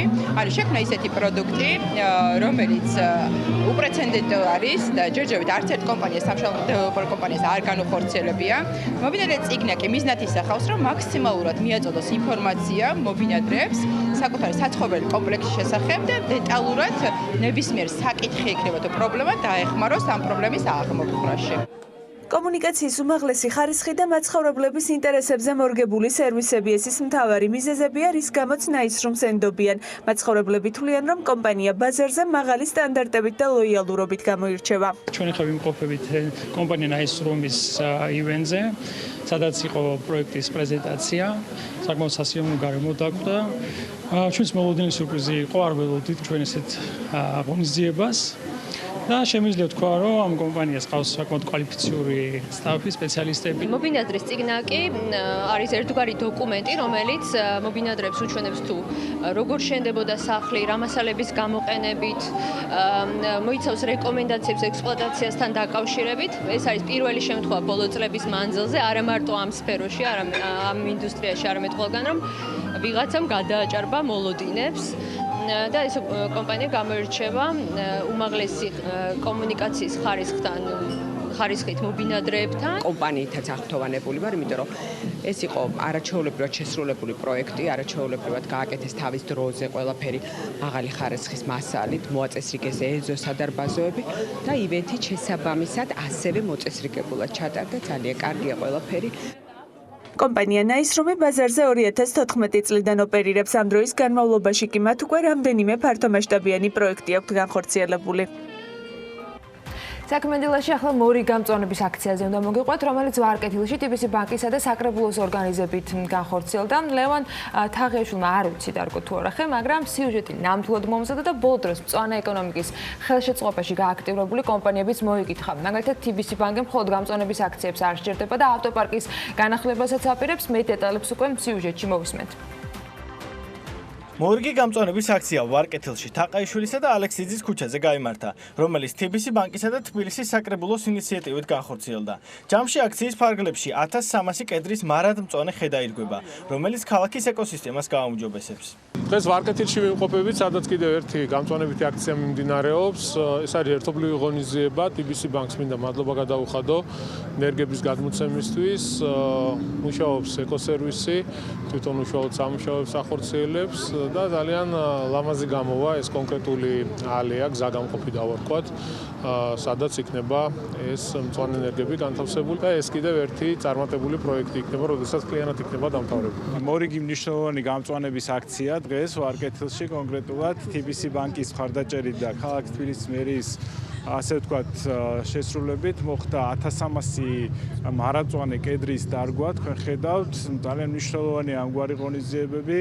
ასევე მნიშვნელოვანია, რომ კერძო სექტორი არის ჩართული თბილისის მერიასთან, მუნიციპალიტეტთან ერთად და ჩვენ ამგვარი აქციები, რა თქმა უნდა, მომავალშიც გვექნება და მაქსიმალურად ჩვენი ქალაქი იქნება, ქალაქის ეკოლოგიური მდგომარეობა იქნება გაუმჯობესებული. ბოლო პერიოდში კომპანიები მწვანე ინიციატივის კუთხით განსაკუთრებით გააქტიურდნენ. TBC ბანკმაც გამწვანების აქციების გარდა უკვე დაიწყო ავტოპარკის ეტაპობრივად ეკომანქანებით ჩანაცვლება და ამჟამად ის 59 ჰიბრიდულ და 14 ელექტროავტომობილს უყრის თავს. გარდა ამისა, ახალი სათაო ოფისი, რომელიც ლისის ტბის ტერიტორიაზე განთავსდება, 80-20 კონცეფციით აშენდება და ტერიტორიის 80% სრულად გამწვანებას დაეთმობა. TBC ბანკში ძალიან მნიშვნელოვანია ესეთ პროექტებში მონაწილეობა. ეს არ არის პირველი შემთხვევა, მოგეხსენებათ ხანძარი, რომელიც მოხდა 2017 წელს ბორჯომის ხეობაში ჩვენ 10 ჰექტარზე მეტი ტყე გავაშენეთ. მნიშვნელოვანი არის ის, რომ დღეს TBC ბანკში რაც მოხმარებისათვის გვაქვს მანქანები, ფაქტიურად 60-ზე მეტი მანქანა არის ჰიბრიდული, გვაქვს ელექტრომანქანები, რათაც გვინდა რომ გავაუმჯობესოთ ჩვენი ქალაქის მდგომარეობა. TBC ბანკმა ამით კიდევ ერთი ნაბიჯი გადადგა, რომ გლობალურ კამპანიას შეუერთდეს. ნარჩენების დახარისხება, გამწვანება, ეკომეგობრული ავტომობილების დანერგვა და სხვა აქტივობა დაეხმარება მთელს მსოფლიოს გაუმკლავდეს გლობალურ დათბობას, რომელიც უკვე ხელშესახები და თავის ტკივილი გახდა 21 საუკუნის ადამიანებისთვის. Fitch მანეგოპრო ჯორჯიას რეიტინგი გაუარესა BB-დან BB-მდე. კომპანიისათვის პროგნოზი კვლავ სტაბილურია. სარეიტინგო სააგენტო კი აღნიშნავს, რომ რეიტინგზე ყველაზე დიდ გავლენას მისი მფლობელი ენერგოპროჯორს პროს მაჩვენებელი ახდენს. კერძოდ კომპანიის გენერაციის მაჩვენებელი წლის პირველ ნახევარში 19%-ით არის შემცირებული. კიდევ ერთ მიზეზად სახელდება საქართველოში ელექტროენერგეტიკის ბაზარზე ტარიფების შემცირება, რის მიზეზადაც სახელდება როგორც ლარის გაუფასურება, ასევე სახელმწიფოს მფლობელობაში არსებული ჰესების მიერ გაყიდული ელექტროენერგიის მოცულობის ზრდა. კომპანიისათვის ქართული შვილობილი ერთ-ერთი მსხვილი აქტივი არის, რომელზეც წელს პირველ ნახევარში ჩეხური ჯგუფის EBITDA-ს 15% მოდიოდა. ენერგოპრო ჯორჯია ქართულ ბაზარზე ბუნებრივი მონოპოლისტია ელექტროენერგიის დისტრიბუციისა და განაწილების სფეროში, ნათქვამია Fitch-ის ანგარიშში. ამასობაში ნოემბერში საბალანსო ელექტროენერგია გაძვირდა. წლიურ ჭრილში საბალანსო ელექტროენერგიის საშუალო შეწონილი ღირებულებაც 13 თეთრი და 81 მიასედიდან 15 და 45 მიასე თეთრამდეა გაზრდილი. დერეგულირებული ელექტროსადგურების საბალანსო ელექტროენერგიის ფასი შემცირებულია 11 და 248 მიათასედიდან 10.614 მიათასე თეთრამდე. 2019 წლის ნოემბერში თვეში ესკოს მეშვეობით შესყიდულმა საბალანსო ელექტროენერგიის რაოდენობამ 288,814,817 კილოვატ-საათი შეადგინა. ეს აღნიშნულ თვეში ქსელში მთლიანი მიწოდების 27% იყო. საბალანსო ელექტროენერგიის ღირებულებამ კი 44,630,000 ლარს გადააჭერბა. საბალანსო ელექტროენერგიის უმეტესი ნაწილი კი იმპორტირებული ელექტროენერგიისაგან შედგება. საბალანსო ელექტროენერგიის მთლიან მოცულობაში ჰიდროელექტროსადგურების წილი იყო 28%, ქარის ელექტროსადგურების 2,7% და იმპორტის წილი 69%, 3,1%-ით აჭარბებს. რომელი ქვეყანა იყენებს ყველაზე მეტ ელექტროენერგიას? ამასთან დაკავშირებით ინფორმაციას სოფლიო ეკონომიკურმა ფორუმმა გამოაქვეყნა, რომელიც სტატისტიკას ბოლო კვლევებს ეფუძნება და სადაც იმ მიზეზებზეა საუბარი, თუ რა იწვევს ელექტროენერგიის ჭარბ მოხმარებას ქვეყნებში. მარიამ ადამია მიმუშავა ამ თემას და მოკლედ გრაფიკასაც შემოგთავაზებს, პარალელურად კი განიხილავს საქართველოს რუსეთზე ენერგოდამოკიდებულების ზრდის რისკებსაც, რომელიც Forbes Georgia's დეკემბრის ნომერშია დათვლილი. მოკლედ დეტალები შეგვიძლია ახლა სიუჟეტში ვნახოთ. სოფლიოში ელექტროენერგიის მოხმარება იზრდება. სოფლიო ეკონომიკური ფორუმის ინფორმაციით 2017 წელს მოხმარება 2.5%-ით გაიზარდა. ამავე პერიოდის მონაცემებით ერთ სულ მოსახლეზე ყველაზე დიდი რაოდენობით ელექტროენერგიის მოხმარების კუთხით ისლანდია ლიდერობს. სადაც საათში ერთი ადამიანი საშუალოდ 54.4 მეგავატს მოიხმარს მკაცრი მეტეოროლოგიური პირობების გამო. მას მოჰყვება ნორვეგია საათში 23.7 მეგავატით. ხუთეულს კი ბაჰრეინი, ყატარი და ქუვეითი ასრულებენ, სადაც ჰაერის კონდიცირების მოხმარების სიხშირე მაღალია ცხელი ამიდების გამო. რაც შეეხება ათეულში შემავალ დანარჩენ ქვეყნებს, მათი რეიტინგი ასე გამოიყურება. ელექტროენერგიის მოხმარების კუთხით რიგით მე-6 ქვეყანა რეიტინგში ფინეთია. მე-7 ადგილი უჭირავს კანადას. ბოლო 3 პოზიციას კი ლუქსემბურგი, შვედეთი და არაბთა გაერთიანებული საამიროები ინაწილებენ.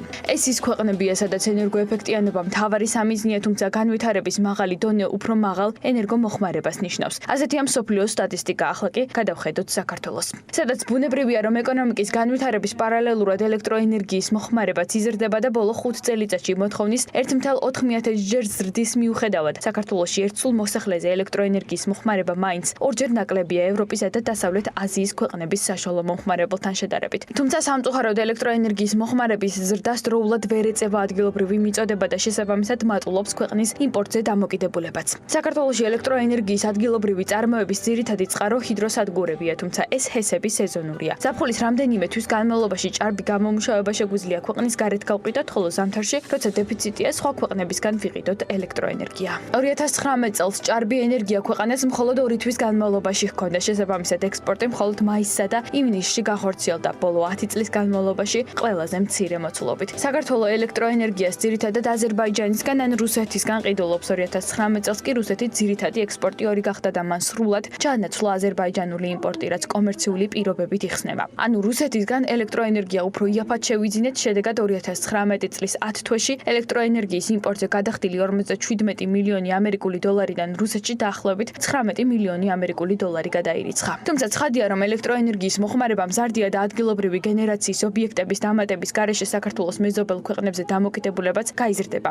აქ კი მთავარი კითხვა ჩნდება, გვაქვს კი ადგილობრივი წარმოებისა და იმპორტის შემცირების რესურსი? პასუხი კი ასეთია. საქართველოს ჰიდრორესურსების მხოლოდ 25% აქვს ათვისებული. განახლებადი ენერგიის სხვა წყაროები კი თითქმის სრულად აუთვისებელია. შესაბამისად, საქართველოში წარმოებულ ელექტროენერგიას შეუძლია არ მხოლოდ სრულად დააკმაყოფილოს ადგილობრივი ბაზრის მოთხოვნა, არამედ შესაძლოა ქვეყნის ერთ-ერთი მთავარი საექსპორტო პროდუქტიც გახდეს. თუმცა არასათანადო საინვესტიციო გარემოსა და მოსახლეობის მხრიდან გამძაფრებული პროტესტის გამო ახალი ობიექტების მშენებლობა მკვეთრადაა შემცირებული, რაც იმპორტ დამოკიდებულების ზრდის რისკს კიდევ უფრო ნათლად გვიჩვენებს.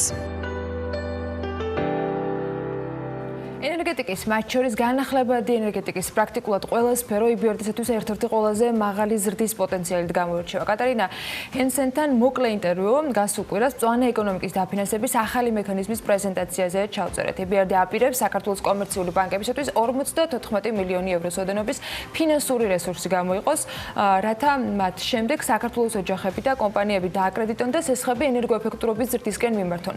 როგორ აფასებს EBRD 2019 წელს და რა პერსპექტივას ხედავს 2020 წლისათვის, რამდენად კმაყოფილია უცხოური ინვესტიციების მოცულობით? შეგვიძლია ერთად მოусმინოთ ელენე კვანჭილაშვილის ინტერვიუს კატერინა ჰენსენთან. რა არის ამ ახალი ინიციატივის მთავარი მიზანი? რატომ გადაწყვიტეთ, რომ მწვანე ეკონომიკაა დღეს ამ ქვეყნისთვის რელევანტური თემა? მწვანე ეკონომიკის მიზნების მხარდამჭერ პროგრამას ვიწყებთ. 54 მილიონი ამერიკული დოლარი განაწილდება საქართველოს ბანკებში.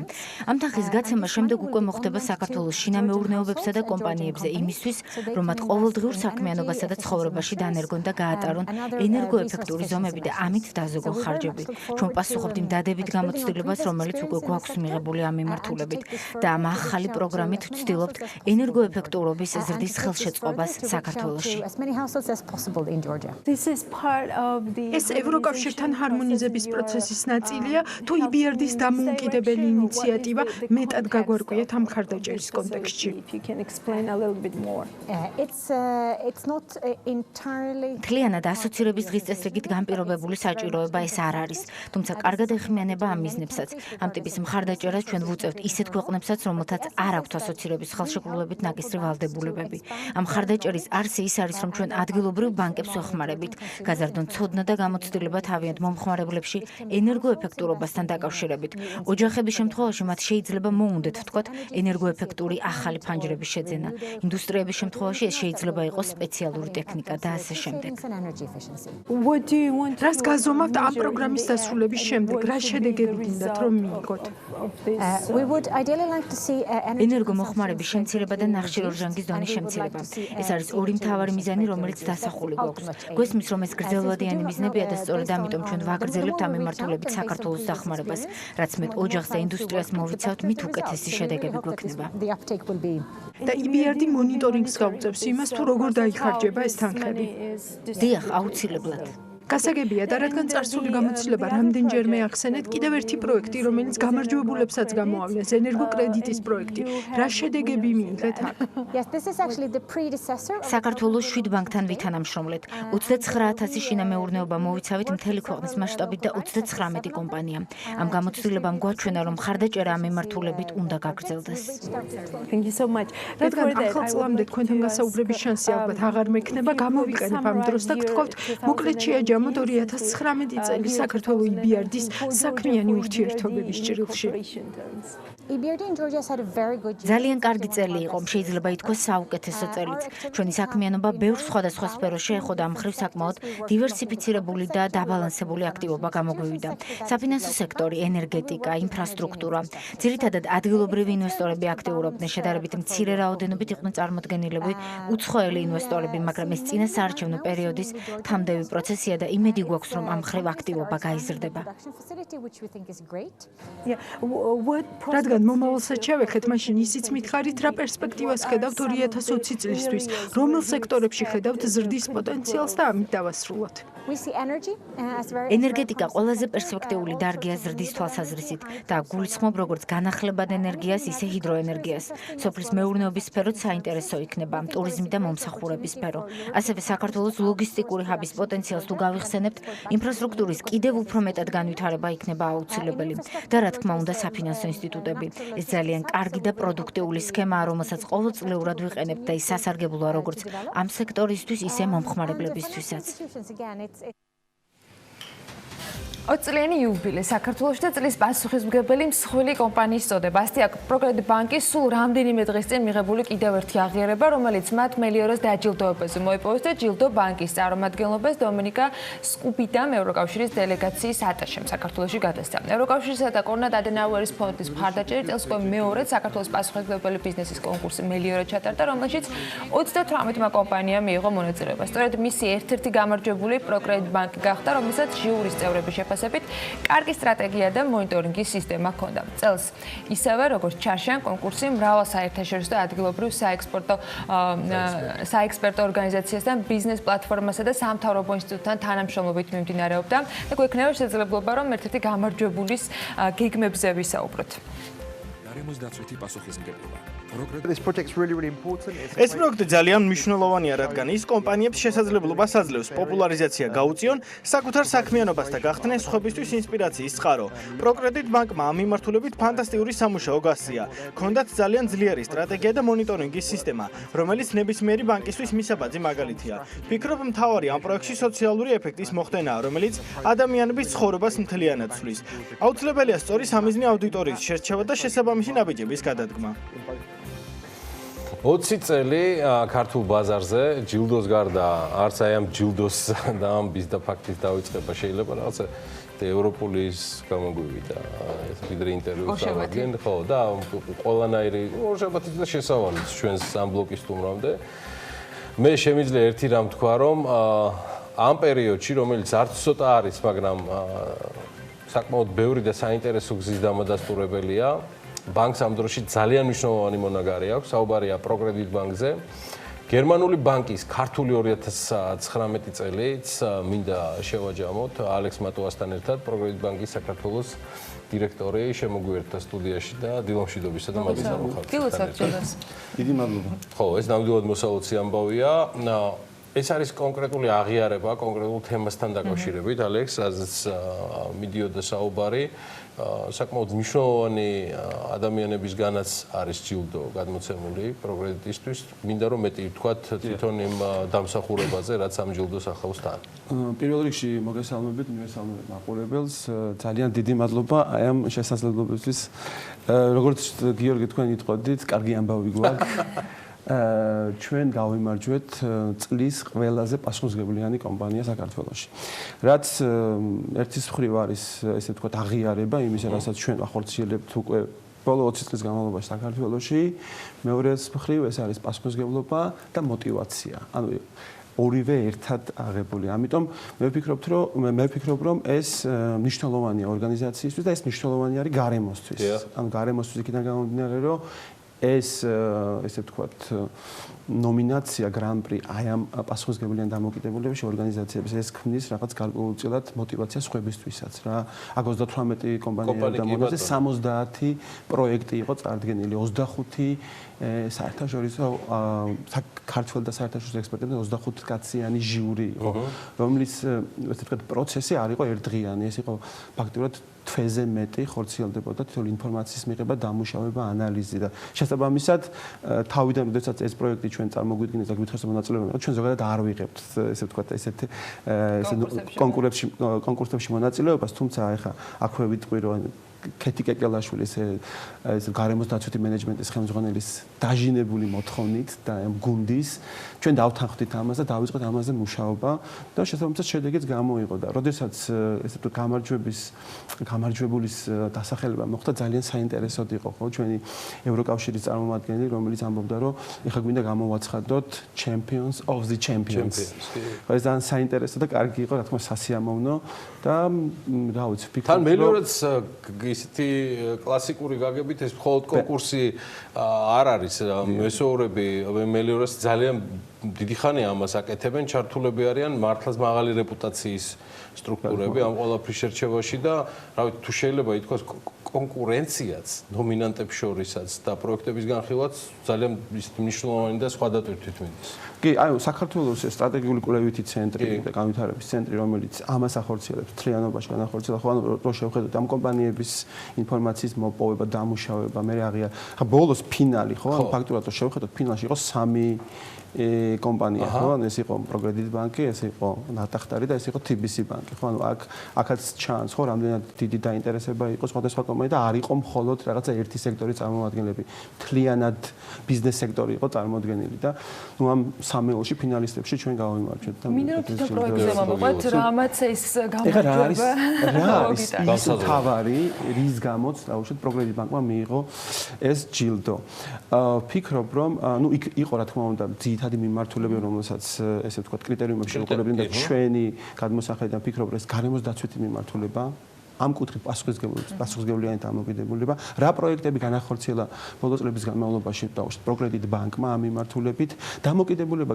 კლიენტებთან თანამშრომლებთან და საზოგადოებასთან ეს ერთობლიობაში 4-ვე კომპონენტი ერთად აღებული და შეფასებული იყო ესე ვთქვათ საუკეთესო ვფიქრობ და მაგიტომაც ალბათ მივიღეთ ეს ჯილდო. ხა რა არის ეს მაგალითად რო ავიღოთ ერთი მიმართულება გარემოს დაცვითი მიმართულება, ხო?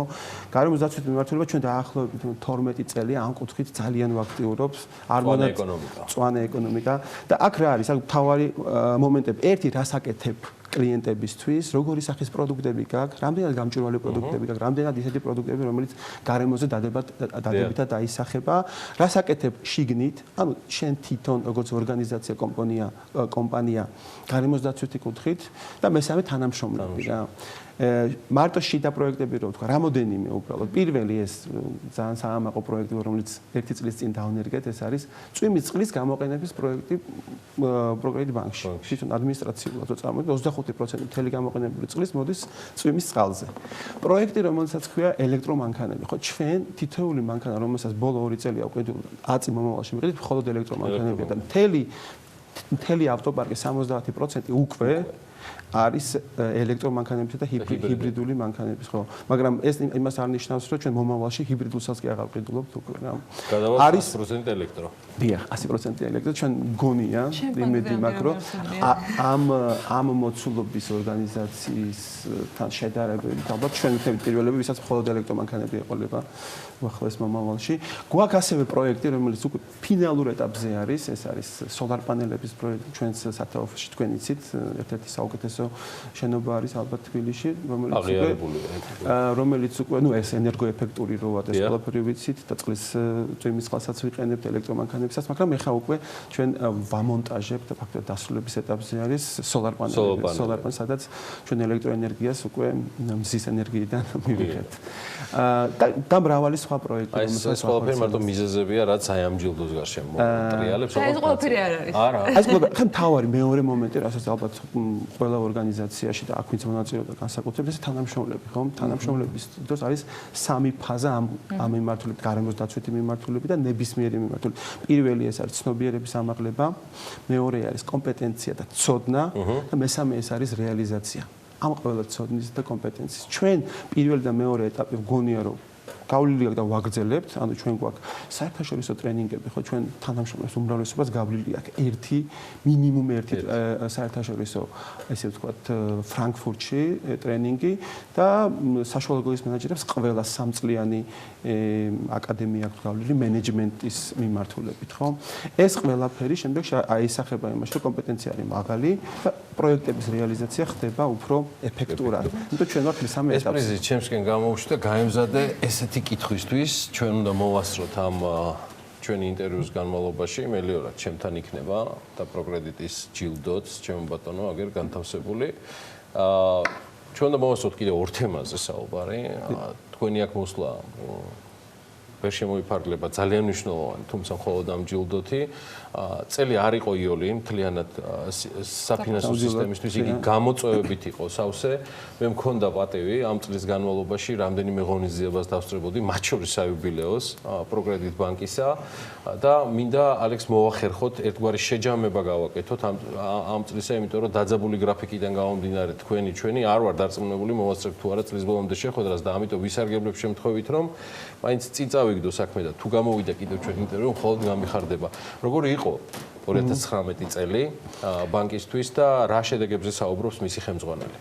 2019 წელი ეს პირველი 6 თვე იყო ესე ვთქვათ გამოწვევებით სავსე, თუმცა მეორე 6 თვე უკვე ფაქტობრივად ჩვენ ხედავთ, რომ საკმაოდ კარგი პოზიტიური ტენდენციები ყველა მიმართულებით, ზრდის მიმართულებით, მომგებიანობის მიმართულებითაც.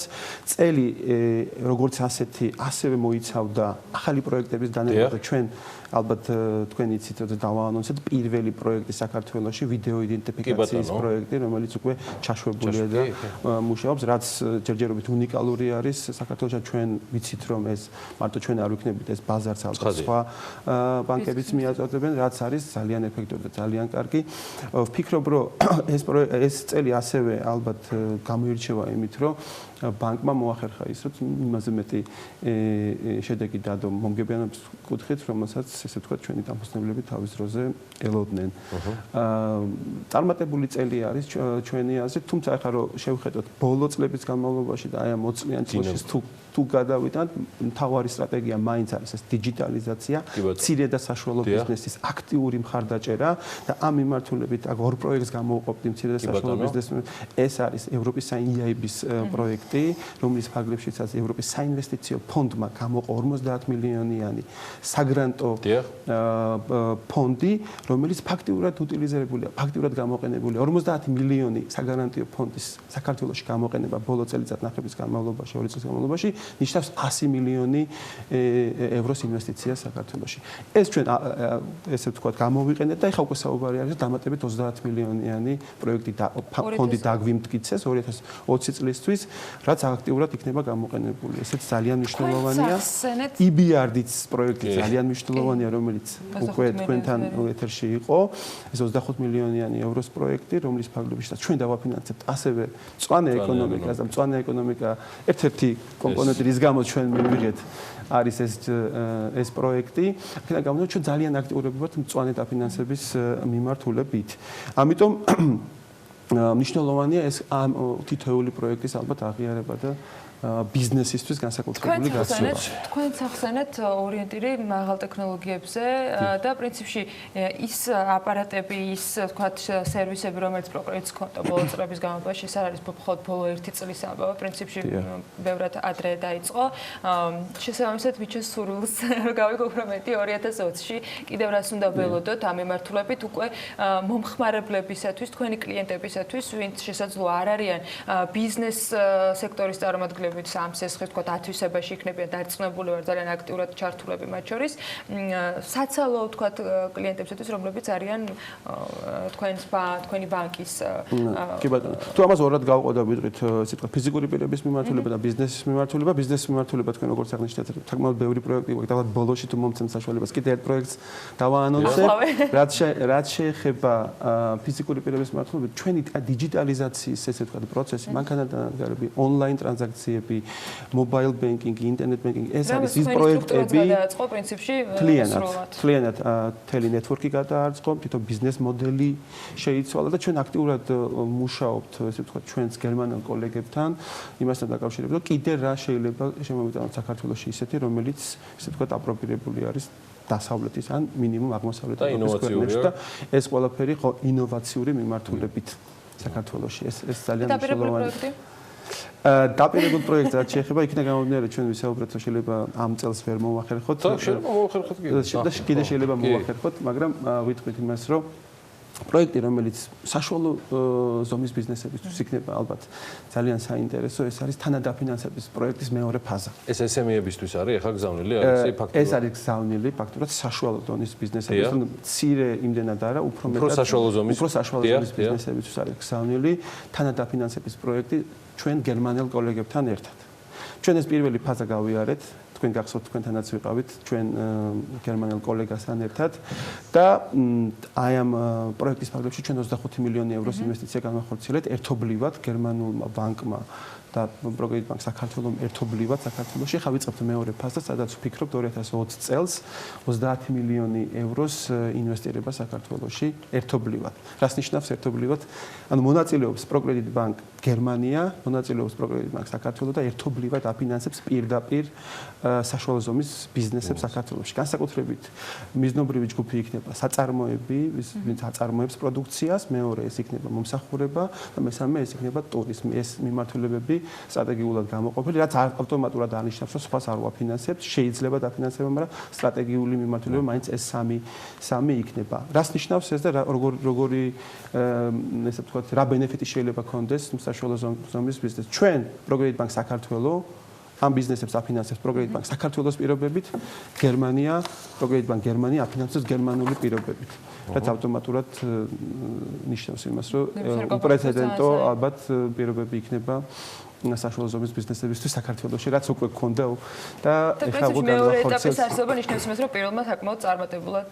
25 მილიონი ერთ წელიწადში საკმაოდ წარმატებული არის საქართველოს ზომის ქვეყნისთვის სულ მალე ცალკე მათ შორის გზავნილსაც საშუალო ბიზნესისადმი ძალიან მნიშვნელოვანს რომელიც ბოლოსთვის დაანონსა და მოიტოვა ალექს მატუამ პროგრედიტ ბანკის საქართველოს დირექტორმა მადლობა მას სტუმრობისთვის საუბრის ვიდეო ვერსია სულ რამდენიმე წუთში უკვე BMG-ზე ნახავთ ჩვენ შევესწრებით რომ კიდევ ბევრი სიახლე გითხრათ პროგრედიტის გარშემო მიმდინარე ამბებთან დაკავშირებით კარგი სანამ სტუმარს გავაცილებ გავიდეთ რეკლამაზე და სულ რამდენიმე წუთში გებრუნდებით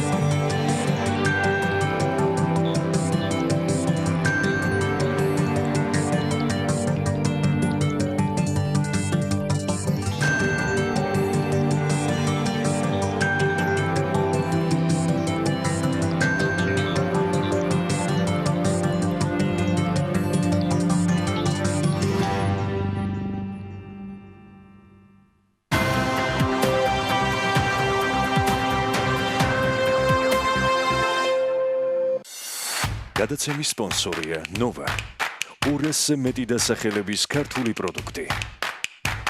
მადლობა, რომ ირჩევთ ქართულს. ახლა საქმიანი ეთერში კომპანია ბელიზე უნდა მოგიყვათ, რომელიც TBC-ის ბიზნეს დაჯილდოების ერთ-ერთი ფინალისტია ნომინაციაში საუკეთესო ინოვაცია. ჯამშიველი გონიერი მრიცხველია, რომთაც შენობის დისტანციური მონიტორინგი, მართვა და კონტროლია შესაძლებელი. ბელინის მინი მოწყობილობით მის ავტორებს სურთ, რომ ადგილობრივ თუ საერთაშორისო ბაზარზე შენობის მართვის სისტემების მიმართულებით ახალი სიტყვა თქვან. დეტალებისთვის კი ნინი ლონგურაშვილმა მიაკითხა და სიუჟეტი მოგვიმზადა.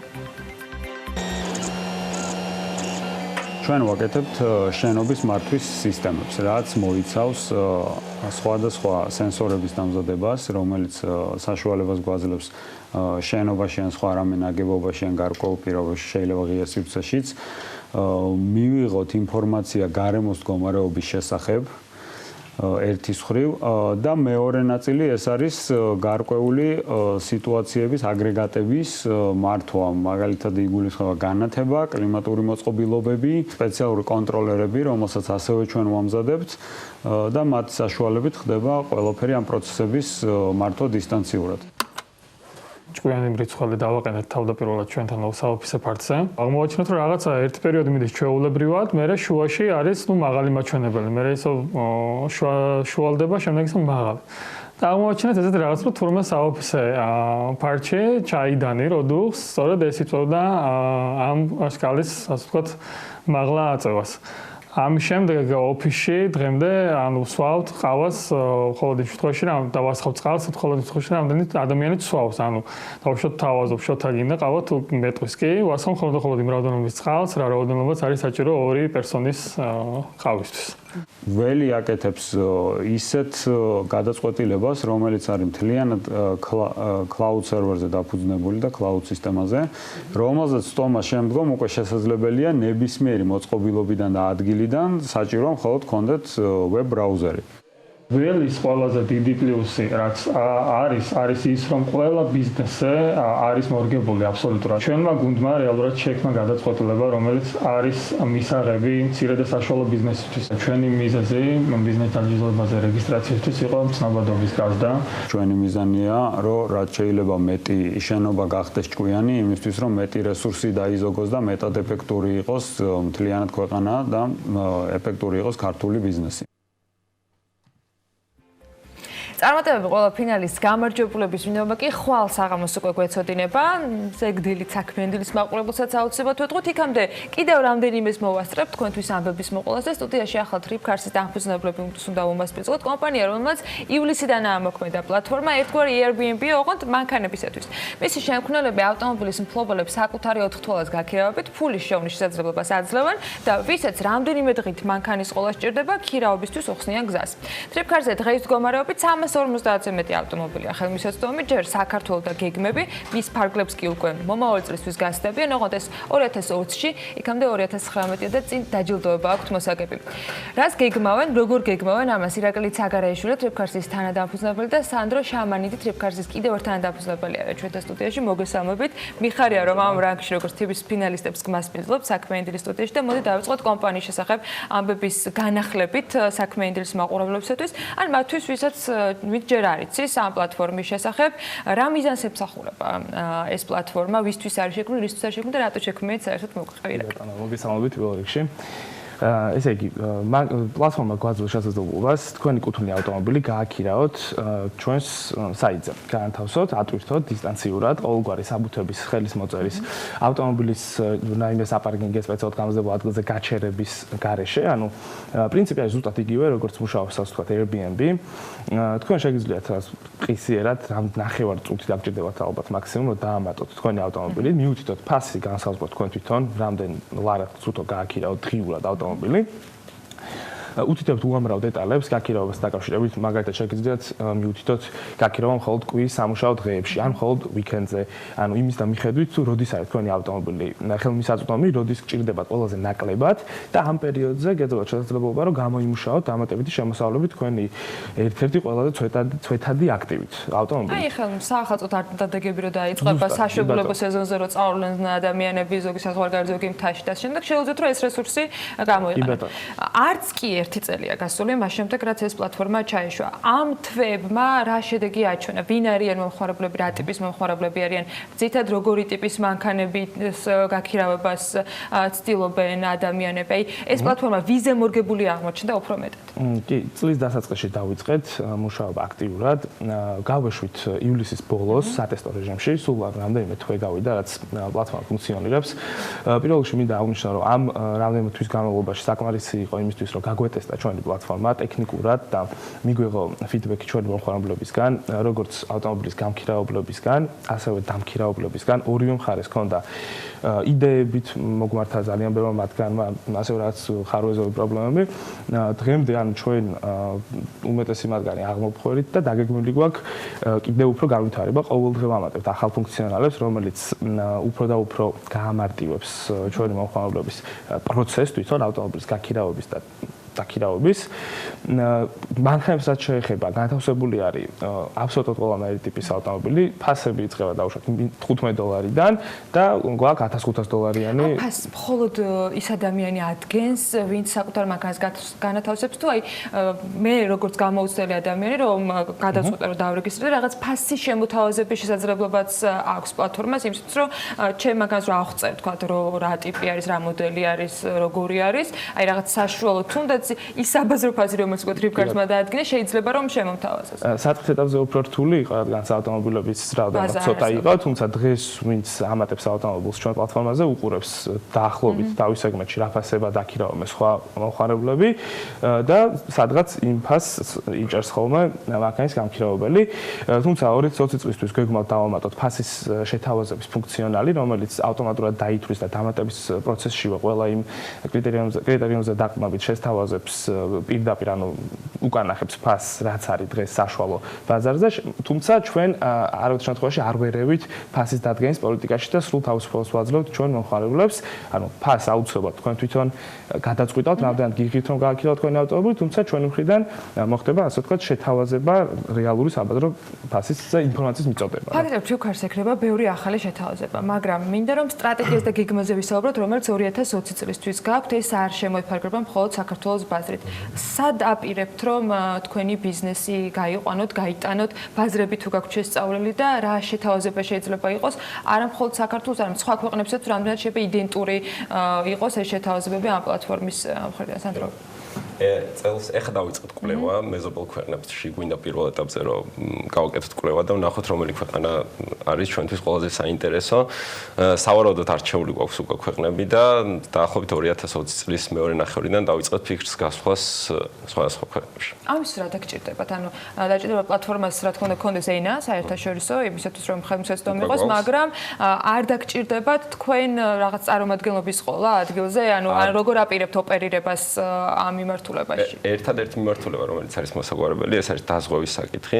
თქვენ იცით, რომ საქართველოში ყავს უკვე ექსკლუზიური პარტნიორი, ეს არის Huawei დაზღვევა და სხვა ქვეყნებში სადაც გავალთ, დაგჭირდება იქაური დაზღვევასთან დაპარტნიორება. ეს არის ერთადერთი მიმართულება. დანარჩენ შემთხვევაში ონლაინ მოვახერხებთ ყველაფერს, რომ მართოთ ჩვენი ბიზნესი. პრინციპში აპლიკაცია და ასეთი პლატფორმები ამის შესაძლებლობასაც იძლევა. ამ თვეების გამოცდილების მიხედვით, რამდენად არის საქართველოში ინტერესი? მართალია ჯერ მხოლოდ საწყის ეტაპზე იყო, ბევრი რამ არის კიდევ გასაკეთებელი და ბევრი არის დასახვეწი, მაგრამ TBC ბიზნეს აჯილდოებაში მოხდეთ, რაც ნიშნავს იმას, რომ ნამდვილად საინტერესო პლატფორმა არის ქართული ბაზრისათვის. თქვენი გადმოსახედიდან ვისთვის არის ეს პლატფორმა ყველაზე მეტად სასარგებლო? კი, მაგრამ ჩვენ დავინახეთ, რომ როგორც ქართველებისთვის, ასევე უცხოელებისთვის ძალიან საინტერესოა ჩვენი პლატფორმა. ერთის მხრივ ქართველებს აქვს შესაძლებლობა ლოკალურ მოსახლეობას რომ დამატებით შემოსავალი გამოიმუშავონ, თუმცა თავიდან გვეგონა რომ უცხოელებისთვის უფრო მეტად საინტერესო იქნებოდა მანქანის ქირავება, მაგრამ სატესტო რეჟიმში მუშაობისას დავინახეთ რომ ქართველებსაც დიდი სურვილი აქვს და დაახლოებით 30-40%-ზე არის მოთხოვნა მანქანის დაქირავებასთან დაკავშირებით. ადგილობრივი არის 40% არის ადგილობრივი. ხო, ჯერჯერობით უცხოელები ლიდერობენ, თუმცა ახლა მუშაობთ იმაზე, რომ ქართველებისთვისაც მეტად საინტერესო გავხადოთ მანქანის ქირავება და დავინახოთ, რომ ეს არც ისე ძვირი სიამოვნებაა, შეუძლიათ ერთად მეგობრებს დაიქირავონ და წავიდნენ სამოგზაუროდ, ზღვაზე თუ მთაში. გაქვთ რომელიმე ტურისტულ კომპანიასთან მაგალითად რაიმე თანამშრომლობა დაწყებული საიმისოთ, რომ თუნდაც იგი უცხოელებისთვის იქნება თუ ქართველებისთვის იქნება, ეს შეთავაზება იყოს უფრო მეტად ცნობადი და ხელმისაწვდომი. ესე იგი, ჩვენ გვაქვს მარკეტინგი ორი მიმართულებით, ონლაინ და ოფლაინ მარკეტინგი და კი რამდენიმე ტურისტულ თანამშრომლობთ და ისინი გვაწვდიან თავის კლიენტების ბაზას და ვცდილობთ, რომ დავაკმაყოფილოთ მათი კლიენტები და მივაწოდოთ ჩვენი მომსახურებას. რას გეკმოთ TBC-ის დაჯილდოების ფინალისტები, უკვე გამარჯვების შემთხვევაში თუ კი ასეთი ხვალ გახდება თქვენთვის ცნობილი? ჩვენთვისაც. გამარჯვების შემთხვევაში არის პრიზები არის საინტერესო და სტარტაპზე ასე. 3-დან არჩევანი გაკეთეთ. ამ 3-დან 2 არის რაც მომავალი წლის გეგმებში ისედაც ჩვენ ასე ვთქვათ დაგეგმილი გვაქვს რომ გავაკეთოთ. ეს არის ერთი მარკეტინგული კამპანია, რაც ძალიან მკვირდება, რომ რაც შეიძლება მეტ ადამიანს გავაცნოთ ჩვენი პლატფორმის შესახებ, იმიტომ რომ იდეაში ეგ არის რაც ჩვენ წარმატებას ძალიან დააჩქარებს, ასე ვთქვათ. რაც მეტ ადამიანს ეცოდინება მით. კი ბატონო, და მეორე არის რედიზაინი, ვებ გვერდის ასე ვთქვათ განახლება ჩვენ შემთხვევაში, რადგანაც აი ზუსტად ამ 3-4 თვის განმავლობაში რა ფიდბექიც დავაგროვეთ ჩვენი მომხმარებლებისგან, მომხმარებლები თავად გვიკარნახეს რისი შეცვლა სურთ საიტზე და იდეაში ზუსტად ვიცით როგორ უნდა განვაახლოთ ვებ გვერდი და გამარჯვების შემთხვევაში აუცილებლად ამ 2 პრიზიდან ერთ-ერთს ავუჩოთ, რომელიც ძალიან დაგვეხმარება. გავიქცეთ შეჯერდეთ რომელი პრიზი კიდეთ მე წარმატებას გისურვებთ. ხვალ იქნება TBC ბიზნეს დაჯილდოების ფინალი და გავიგებთ 15 ფინალისტიდან რომელი კომპანიები მოახერხებენ რომ ლიდერის პოზიციები წელს 2019 წლის ბიზნეს დაჯილდოებაზე მოეპოვონ. წარმატებას გისურვებთ მთელი გულით. მადლობა იმსაც რომ იყავით ჩვენთან და ირაკლი ცაგარაიშვილი, ტრიპკარსის თანადამფუძნებელი და კიდევ ერთ თანადამფუძნებელი სანდრო შამანიდი იყვნენ საქმიანი დილის სტუმრები და მადლობა მათ იმსაც რომ დილა უთენია იყვნენ ჩვენთან ერთად. ჩვენი შემდეგი სტუმრების ერთწლიანი მუშაობის შედეგები თავისუფლად შეგვიძლია შემდეგი ჩამონათვალით შევაჯამოთ. დაიხვეწა ძებნის ფუნქციონალი, გახდა უფრო ჭკვიანი და კომფორტული, დაემატა ბოლო ძიებების შენახვა, რამაც მნიშვნელოვნად გაამარტივა ძებნის პროცესი. ასევე გაანახლდა და უფრო თანამედროვე გახდა საიტის მთლიანი დიზაინი. ეს My Home-ის განახლებული ვებგვერდის სიახლეებია, რომელიც ბაზარზე ყოველთვიურად 500,000 უნიკალურ მომხმარებელს და 77,000 ახალ განცხადებას წარმოგიდგენთ. My-ის განახლებული ბრენდის სტრატეგიის შესაბამისად მთელი წლის განმავლობაში My Home-ზე ყველა დეტალი გაუმჯობესდება. დეტალებში კი ბექა ბაციკაძე და მისი სტუმრები გაგვარკვევენ რამდენიმე წუთში რეკლამის შემდეგ.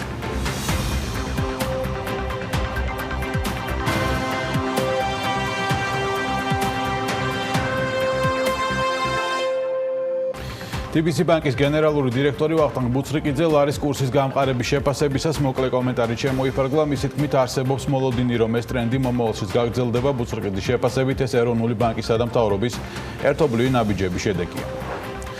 სტატისტიკის ეროვნული სამსახურის მონაცემებით ქვეყანაში ყველაზე მაღალი ტემპით კონდენსიონერებისა და გაზქურების იმპორტი იზრდება. საქსტატის მონაცემებით 2018 წლის განმავლობაში საქართველოში საყოფაცხოვრებო ტექნიკის ბაზრის მოცულობამ 254 მილიონი დოლარი შეადგინა. ამასთან წლის განმავლობაში საქართველოში 140,000-ზე მეტი ტელევიზორი, 85,000-ზე მეტი კონდენსიონერი, 50,000-ზე მეტი მაცივარი და 1,200,000-ზე მეტი მობილური ტელეფონი იყიდება. შრომის კოდექსში დაგეგმილი ცვლილებების შესახებ მომზადებული კანონპროექტის ავტორი დიმიტრი ცქიტიშვილი განმარტავს, რომ დოკუმენტის განხილვის საკითხი ამ ეტაპზე შეჩერებულია და ეს პროცესი სავარაუდოდ საგაზაფხულო სესიაზე დაიწყება. საქართველოს პრემიერ-მინისტრის დავალებით ბაკურიანის შემდეგ მორიგი უწყებათა შორის შეხვედრა გუდაურში გაიმართა. უწყებათა შორის შეხვედრის ფარგლებში განსახილველ საკითხებს შორის იყო პირველადი სამედიცინო დახმარების, სასწრაფო სამედიცინო დახმარების ბრიგადების თემები, სანიტარული კვანძების დასუფთავების, პარკირების, მყარი ნარჩენების უტილიზაციის და სხვა მრავალი საკითხი. საქართველოს კაპიტალის შვილობილმა ამბერ გრუპმა გუდაურში პირველი საკუთარი სასტუმრო გახსნა. მაღალი კლასის სასტუმრო გუდაურში სასრიალო ტრასებთან მდებარეობს. სასტუმროს მშენებლობაში ამბერ გრუპმა 14,6 მილიონი დოლარის ინვესტიცია ჩაადო. ამბერ გრუპის ფოკუსი მაღალშემოსავლიანი ტურისტების მოზიდვაა. საქართველოს ბანკის სტუდენტური პროგრამის ლიდერატორის განხორციელებასა და დასაქმების ხელშეწყობას განაგრძობს. ბანკი წელს საუკეთესო სტუდენტებისა და კურსდამთავრებულებისთვის 9 ახალ პროგრამაზე აცხადებს მიღებას. ჯორჯენ ვოთერ პაუერი ისნის რაიონში ციხისძირის ქუჩაზე წყალმომარაგების სისტემა სრულად აახლებს. კომპანია აღნიშნულ პროექტში 400,000 ლარზე მეტ ინვესტიციას ახორციელებს. ფილმშიდობის My Home-ი უკვე განახლებული ვერსიით ჩაეშვა ინტერნეტ სივრცეში. პლატფორმამ, რომელსაც ყოველთვიურად 500,000 უნიკალური ვიზიტორი ყავს და ამასთან 77,000-ზე მეტი განცხადება დევს. განახლებული დიზაინით მეტად კომფორტული და რაც თავარია მომხმარებელსა და ბიზნესზე მორგებული სისტემით ჩაეშვა. უძრავი ქონების მაძიებლებისა და დეველოპერების პერსონალური გამოცდილების შესაქმნელად კომპანიამ დეველოპერებისთვის ახალი მოდული შექმნა, რომელიც დაინტერესებული კომპანიის ვებ გვერდს გულისხმობს. პლატფორმაშივე რის დახმარებითაც სრულყოფილად წარმოაჩენენ ბრენდის უპირატესობებს, დასრულებულ და მიმდინარე პროექტებს. სხვა დეტალებზე სტუმრებიც შემოგვიერთდებიან, თუმცა მანამდე ნინი ლონგურაშვილის სიუჟეტი ვნახოთ, რომელიც My Home-ის განახლების შესახებ პრეზენტაციას ესწრებოდა. ჩვენ შევქმნით ქართული e-commerce. My Home-ისგან დეველოპერებისა და მშენებარე თუ დასრულებული ბინებით დაინტერესებული ადამიანებისათვის სიახლე დაინერგა. მაიჯის განახლებული ბრენდის სტრატეგიის შესაბამისად, რომლის მთავარი დაპირებაა ყოველთვიურად 2.2 მილიონი ადამიანის პერსონალური გამოცდილების შექმნა. მთელი წლის განმავლობაში My Home-ზე მრავალი პატარა თუ დიდი დეტალი გაუმჯობესდა. დაიხვეწა ძებნის ფუნქციონალი, გახდა უფრო ჭკვიანი და კომფორტული. დაემატა ბოლო ძიებების შენახვა, რამაც მნიშვნელოვნად გაამარტივა ძებნის პროცესი. განახლდა და უფრო თანამედროვე გახდა საიტის მთლიანი დიზაინი. მასშტაბურ განახლებასთან დაკავშირებით კი პრეზენტაცია გაიმართა, სადაც დეტალურად აღწერეს ის უპირატესობები, რომლითაც My Home-ი მეტად მოქნილი და თანამედროვე გახდა. სიახლეებს კი ახლა საქმიანი დილის მაყურებლებისთვის ყვებიან. My Home-ი ახლა წარმოგიდგენთ დეველოპერების მოდულის პრეზენტაციას, რომელიც გაუმარტივებს როგორც მომხმარებლებს მშენებარე და ახალი აშენებული ბინების შეძენას, ასევე დეველოპერებს ზუსტად მათი უძრავი ქონებით დაინტერესებული მომხმარებლების პოვნაში. My Home-ის ახალი დეველოპერების მოდულით მომხმარებლები უფრო მარტივად შეძლებენ ახალი და მშენებარე ბინების მოძენებას, ხოლო დეველოპერები უფრო მარტივად მიწვდებიან ზუსტად მათ სამიზნე აუდიტორიას უკეთ გამოკვეთენ კომპანიისა თუ პროექტის უპირატესობის, ასევე იმ დამატებით სერვისებს, რაც მათ პროექტს ან ბინას ახასიათებს. My Home წლების განმავლობაში ქმნიდა და ქმნის პროდუქტებს, რომლებიც ზუსტად იმ მომენტში არსებული მომხმარებლების საჭიროებებს პასუხობს. გამომდინარე იქიდან, რომ უძრავ ქონებაზე მოთხოვნა მზარდია, კომპანიამ დაინტერესებული ადამიანებისათვის და ამასთან სამშენებლო პერსონალური გამოცდილებების შესაქმნელად დეველოპერების ახალი მოდული ჩაუშვა. რაც გულისხმობს სამშენებლო კომპანიების გვერდს პლატფორმაშივე, რისი დახმარებითაც სრულყოფილად წარმოაჩენენ ბრენდის უპირატესობებს, დასრულებულ და მიმდინარე პროექტებს, ახლოს მდებარე ობიექტებს, უსაფრთხოების სტანდარტებს, ჩაბარების შემდგომ მომსახურებებსა და სხვა მახასიათებლებს, რისი წინ წამოწევად სურთ. ხოლო მომხმარებლები კიდევ უფრო მარტივად შეძლებენ მათ ზემორგებული უძრავი ქონების დათვალიერებასა და სიახლეებს, რომელსაც კომპანიები ნერგავენ. ბოლო პერიოდში მნიშვნელოვნად გაიზარდა მოთხოვნა ახალ აშენებულ და მშენებარე უძრავ ქონებაზე. სწორედ ამიტომ მომხმარებლებისთვის და დეველოპერებისათვის პერსონალური გამოცდილების შესაქმნელად შევქმნით კონკრეტულად დეველოპერების ახალი მოდული. რაც მთავარია My Home-ის მონაცემთა ანალიზის და დამატებითი სერვისების საშუალებით, დეველოპერები იპოვნიან ზუსტად მისი ქონებით დაინტერესებულ მომხმარებლებს და ექნებათ მათზე წვდომა.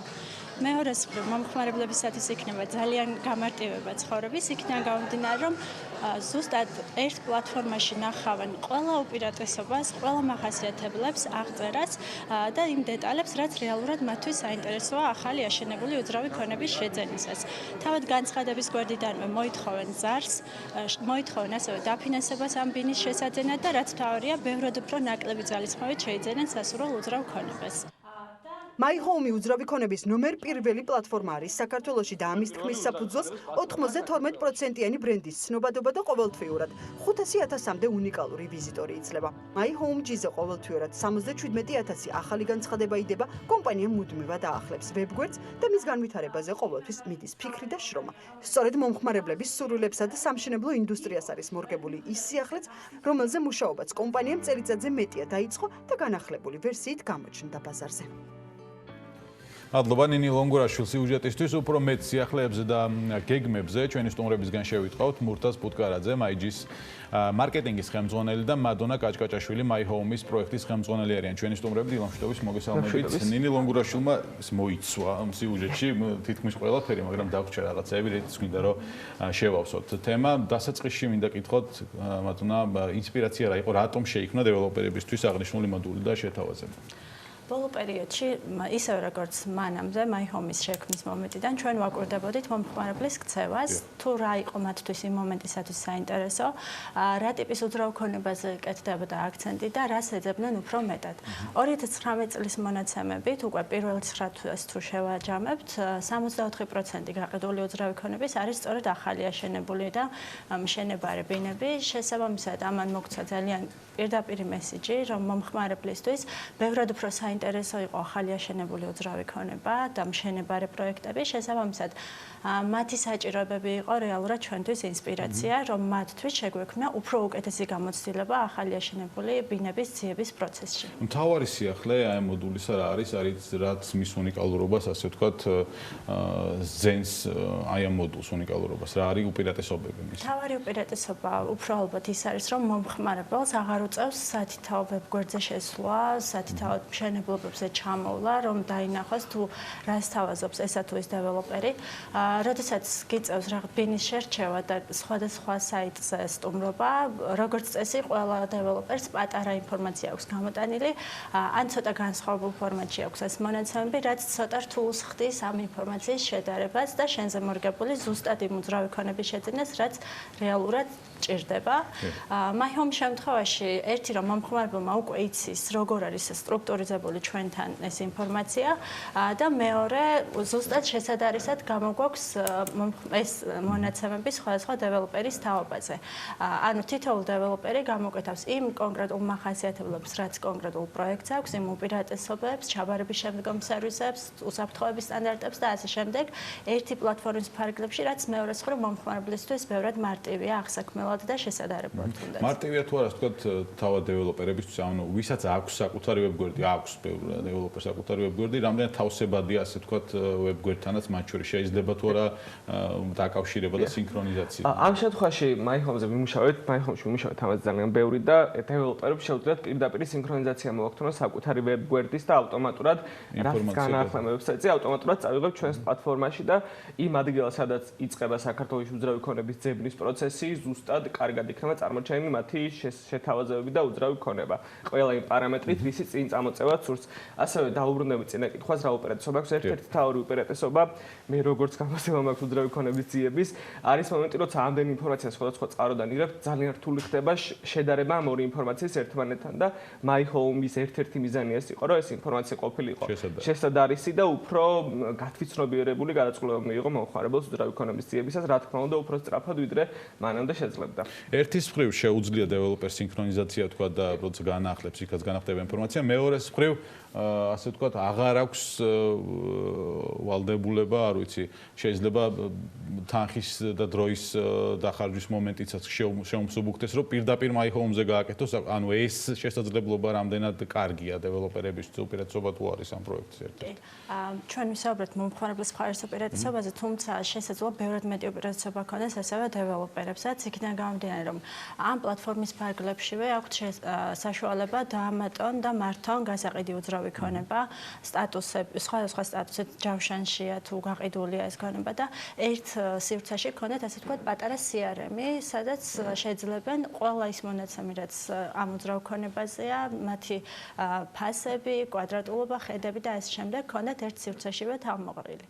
მეორეს მხრივ ეს გამოდის, რომ იქნება My Home-ის ფარგლებში, იქ სადაც მომხმარებელი ეწევს უძრავ ქონებას, საკუთარი ვებგვერდი თითოეულ დეველოპერისათვის, სადაც როგორც კომპანიის და ბრენდის უპირატესობებს გამოკვეთავენ, ასევე მიმდინარე და დასრულებულ პროექტებს წარმოაჩენენ და საბოლოო ჯამში ყველა ის ინფორმაცია, რაც მომხმარებელს აინტერესებს, ექნებათ ერთ სივრცეში თავმოყრილი. გაქვთ თუ არა სერვისების შეთავაზება დეველოპერებისთვის, რომ მათ მიმდინარე თუ ანუ დასრულებული თუ რაღაც ეტაპზე მყოფი პროექტები განათავსონ, ასე ვთქვათ, მნიშვნელოვანია არა მხოლოდ ინფორმაცია, დაწერილი, რომ ვიღოთ ვიზუალურად მისი ასე ვთქვათ შეფასებაც. ზუსტად ამ გამოწვევის საპასუხოდ შევქმნით ძალიან დიდი პროფესიონალური გუნდი, რომელიც საკუთარ თავზე აიღებს დეველოპერის საჭიროების შემთხვევაში კომუნიკაციის წარმოებას, დეველოპერის მაგიერ, ასევე ვიდეო და ფოტო მასალის მომზადებას, რათა უკეთ გამოვკითხოთ იმ დეველოპერის პროექტის თითოეული უპირატესობა და რა მომენტში ეს შენებლობა. და ასევე ძალიან მნიშვნელოვანი აღსანიშნავია, მთელი წელიწადი ვმუშაობდით, რომ დაგროვებული მონაცემები, რაც My Home-ზე გროვდება, ქონოდა შესაბამისად დამუშავების შესაძლებლობა და მეორე მხარეს შეგვიძლებოდა ამ დამუშავებული მონაცემის შესაბამისად მიგვეწოდებინა შესაბამისი მესეჯები. დღეს თამამად შეგვიძლია ვთქვათ, რომ ერთი ადამიანის ზუსტით შეგვიძლია განსაზღვროთ ეს ადამიანი როგორი ტიპის უძრავ ქონებას ეძებს, რა ლოკაციაზე, რამდენ ოთახიანს, როგორი ჩაბარების პირობით და შემდგომ დეველოპერს შესაბამისი შეთავაზების არსებობის შემთხვევაში მარტივად შეუძლიათ ვიაწოდოთ ამ მომხმარებელს ეს შეთავაზება. მეორე მხარეს მომხმარებელი უფრო მარტივად იღებს ზუსტად მასზე მორგებულ შეთავაზებას. პროცესში იყო თუ არა ჩართული მათ შორის გასაგებია ის ინფორმაცია, რომელიც თქვენ ძალიან ძვირფასია და იყო ძალიან ბევრი და ამას ამუშავეთ, მაგრამ აი თავად დეველოპერებსაც ასე ვთქვათ, თუ კითხეთ, რა ჭირდებოდათ მატერიალურად, რომ შეგეთავაზებინათ, ანუ რამდენად იყო ეს პროცესში ჩართული როგორც დეველოპერები, ნუ მომხმარებლებთან დაკავშირებით თქვენ ინფორმაცია გქონდათ, სხვა. ჩვენ თითოეულ პროდუქტის შექმნის ეტაპზე პირველ რიგში მივმართავთ ხოლმე ზუსტად იმ მხარეს, ვისი პრობლემის გადაჭრასაც ვაპირებთ ამ კონკრეტული მოდულით. დეველოპერების შემთხვევაშიც ასევე შევხვდით ამ სამშენებლო სფეროს წარმომადგენლებს, კონკრეტულად იმ თანამშრომლებს, ვისაც უწევთ გაყიდვების პროცესში მონაწილეობა, მარკეტინგულ პროცესებში მონაწილეობა, გქონდა ჩაღრმავებული ინტერვიუები ზუსტად ამ პიროვნებებთან და გარკვეული ფუნქციონალი თუნდაც ტურისტის გამოკვეთას ისურვებდნენ ამ მოდულის ფარგლებში, სწორედ მათგან მოდის. ერთ-ერთი მაგალითი არის სამშენებლო მასალები და ენერგოუსაფრთხოების პარამეტრები, რომლებიც კონკრეტულად მათ მოგვაწოდეს, რომ როდესაც სჭირდებათ კონკრეტულად აუხსნან მომხმარებელს თუ რატომ ღირს 1 კვადრატული მეტრი რაღაც X თანხა, ძირითად პრობლემას აწყდებიან ხოლმე ზუსტად ამ მხრივ, რომ არ არის შესაძლებელი კონკრეტულად ერთ ადგილზე გადმოსცენ თუ რატომ ღირს 1 კვადრატული მეტრი რაღაც $1000 და იმიტომ ღირს ეს $1000 თუნდაც 1 კვადრატული, რომ მე მაქვს ეს სამშენებლო მასალები გამოყენებული, ვიცავ უსაფრთხოების სტანდარტებს, მაქვს თქვა სპორტდარბაზი, თავად პროექტის ფარგლებშივე და ჩაბარების შემდგომაც არ გტოვებთ თუნდაც მარტო და გიწევთ მომსახურებას, ეზოს მოვლა, სადარბაზოების მოვლა, უსაფრთხოება და ასე შემდეგ. კი ბატონო. 2019 წელი, რომელიც ეს იწურება, ახლობით 2 კვირაში უკვე 2020-ში გადავართ, მშვენიერი, ასე ვთქვათ, პროექტით დახურეთ, ასე ვთქვათ, რომელზეც წელი მუშაობდით. რა იგეგმება ან თუ მიდის უკვე მუშაობა რაღაც სიახლეებზე, რომელიც 2020-ში იქნება მომხმარებლებისთვის, დეველოპერებისთვის, ანუ კიდევ როგორ განახლდება, ასე ვთქვათ, My Home-ში, რომელიც ეს პროცესი ალბათ არის სულ მუდმივი. ეს 2019 წელი უფრო მეტად იყო MyG-ის ახალი ბრენდის სტრატეგიის იმპლემენტირება და რეალურ ცხოვრებაში გადმოტანა, პერსონალური გამოცდილების შექმნა 2 მილიონი ადამიანისთვის და წლის ბოლოსთვის უკვე მარტივად შევძელით გავაკეთებინა პრეზენტაცია, როგორც იყო განახლებული My Market-ის პრეზენტაცია, დღეს ჩვენ გიყვებით განახლებული My Home-ის პრეზენტაცია, My Home-ის შესახებ, რომელიც რეალურად არის პირველი ეტაპი ამ დიდი განახლებისა, საერთოდ My Home მიდის და რის შესაძლებლად მადონა უფრო დეტალურად მოყვება 2020-ისთვის დაახლოებით თებერვალი-მარტიდან უფრო დიდი სიახლეები იქნება My Home-ზე, თუნდაც ამ მოდულთან. რაღაც ეტაპები გავლილია ხო უკვე ცნობადობის ნაწილში თქვა აქ პრობლემა არ არის და ანუ სხვა ნაწილზე უნდა გადაერთოთ აი პროექტების მიმართულებით მანდ რომ გვიწყდა ამას. ერთი ძირითადი სიახლე რაც უკვე დავიწყეთ არის პრეზენტაციაც ქონდა ეს არის დეველოპერების მოდული რომელიც თებერვლიდან უფრო მეტად გააქტიურდება, იმიტომ რომ მომხმარებლებს ექნებათ უკვე უშუალო წვდომა ერთი თვის განმავლობაში დეველოპერების მიერ შეტანილი ინფორმაციაზე და ყველაზე დიდი ბაზა დახვდებათ საიტზე ახალი აშენება და მშენებარე უძრავი ქონების, ასევე საიტზე ჩაინტეგრირდება დამატებითი სერვისები, რაც რეალურად მომხმარებელს დასჭირდება უძრავ ქონებასთან დაკავშირებით. იქნება ეს დაფინანსების მოთხოვნა, ანუ საიტიდანვე მიმართვა სხვადასხვა საფინანსო დაწესებულებისათვის, იქნება ეს უძრავი ქონების დაზღვევის შეძენა, ასევე იურიდიული მომსახურება, თუნდაც ბინის გადაფორმების დროს, ფოტო, ვიდეო ტური, საკუთარი უძრავი ქონების როდესაც გაქირავება, გაყიდვა გინდა, ანუ ის სერვისები, რაც ჩვენ დეველოპერებისთვის მოვამზადეს, ასევე ხელმისაწვდომი იქნება მომხმარებლებისთვის, ვინც საკუთარ უძრავ ქონებას ყიდის, აქირავებს, აგირავებს, ან ასე შემდეგ. ეს ბიზნესი საკმაოდ აქტიურია გაქირავების მიმართულებით, მით უმეტეს. დიდი მადლობა, მე მინდა რომ წარმატებები გისურვოთ. ჩვენ ვასპინძლობდით მურთაზ ფუტკარაძეს, MyG-ის მარკეტინგის ხელმძღვანელს და მადონა კაჭკაჭაშვილს, My Home-ის პროექტების ხელმძღვანელს. საქმიანი დილის ბოლო ბლოკში კი HR Hub-ის რუბრიკა გელოდებათ, ანა ნავდარაშვილი და ანა გზერიშვილი ტრადიციულად საინტერესო და საჭირო ინფორმაციით შემოგვერთებიან რამდენიმე წუთში.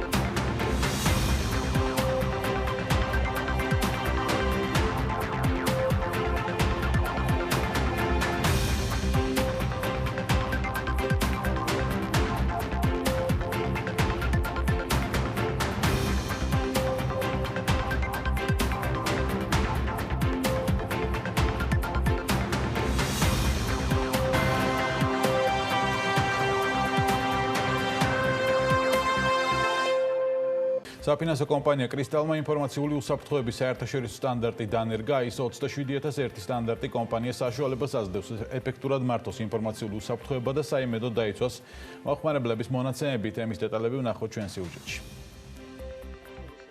კრისტალი პირველი საფინანსო კომპანიაა, რომელმაც ინფორმაციული უსაფრთხოების საერთაშორისო სტანდარტი დანერგა. ამ პროცესში მათ დახმარებას საკონსულტაციო კომპანია ASSP უწევდათ. ISO 27001 სტანდარტი კომპანიას საშუალებას აძლევს ეფექტურად მართოს ინფორმაციული უსაფრთხოება, საიმედოდ დაიცვას მომხმარებლების მონაცემები და ასევე უზრუნველყოს ინფორმაციისა და ინფორმაციული სისტემების გამართული ფუნქციონირება.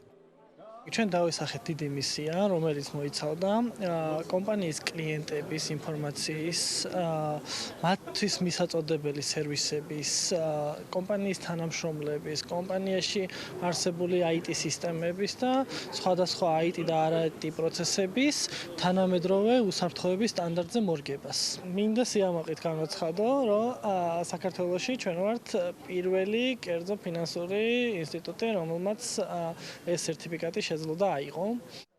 ISO 27001-ის დანერგვა კრისტალმა წლის დასაწყისში დაიწყო კომპანიაში. აცხადებენ, რომ სამუშაოების ფარგლებში უამრავი ბიზნეს პროცესები გადაიხედა იმისათვის, რომ გახშირებული კიბერშეტევების რისკები მინიმუმამდე შემცირებულიყო. მნიშვნელობა ამ სტანდარტის გამოიხატება იმაში, რომ ეს დღესდღეობით არის ერთ-ერთი უმაღლესი სტანდარტი ინფორმაციული უსაფრთხოების, რომელიც კი მსოფლიოში არსებობს. და ის განსაკუთრებულ ყურადღებას აქცევს პერსონალური მონაცემების დაცვას, რაც კრისტალისთვის მნიშვნელოვანი არის, იმიტომ რომ ჩვენ ვცდილობთ მსგავსი სტანდარტების დანერგვით და შემოღებით არა მხოლოდ ვიზრუნოთ ჩვენ კლიენტებზე და ჩვენ მომხმარებლებზე და მათ ინფორმაციის უსაფრთხოებაზე, არამედ ჯამში საქართველოში ფინანსურ უსაფრთხოებაზე და IT უსაფრთხოებაზე როგორც ასეთი. კრისტალის პარტნიორი ინფორმაციული უსაფრთხოებისა და კიბერუსაფრთხოების კომპანია ASSP-ა, რომელიც ამ მომსახურებას წლებია მსოფლიოს მასშტაბით სხვადასხვა კომპანიებს უწევს. ASSP თავის დამკვეთებს თავაზობს როგორც კომპრომეტირებისა და მოწყვლადობის შეფასებას, შეღწევადობისა და უსაფრთხოების ტესტირებას, ასევე კიბერუსაფრთხოების კონსულტაციას, ციფრულ ექსპერტიზას, მართვადის საფრთხის გამოვლენას, რეაგირებასა და მათ ანალიზს. ეს არის ინფორმაციული უსაფრთხოების მართვის სისტემა, რომელიც დაინერგა კომპანიაში სრულად, ანუ დაინერგა პროცედურები, პროცესები, პოლიტიკები, შემუშავდა ახალი მექანიზმები იმისათვის, რომ ხდებოდეს ანომალიებზე, უსაფრთხოების ანომალიებზე რეაგირება და ინციდენტების გამოვლენა. კრისტალი საქართველოში წარმოადგენს პირველ მერცხალს, რომელიც საფინანსო სექტორში გახდა ISO 27001-ის მხრივ სერტიფიცირებული ორგანიზაცია. სერტიფიცირების ეტაპმა წარმატებით ჩაიარა. კრისტალი საქართველოში წამყვანი არასაბანკო საფინანსო ინსტიტუტია, რომელიც ქვეყნის მასშტაბით 270 მილიონი ლარის მოცულობის სასესხო პორტფელს მართავს. ამ დროისთვის დასაქმებული ყავს 1000-ზე მეტი თანამშრომელი და 51 ფილიალით 100,000-ზე მეტ მომხმარებელს ემსახურება.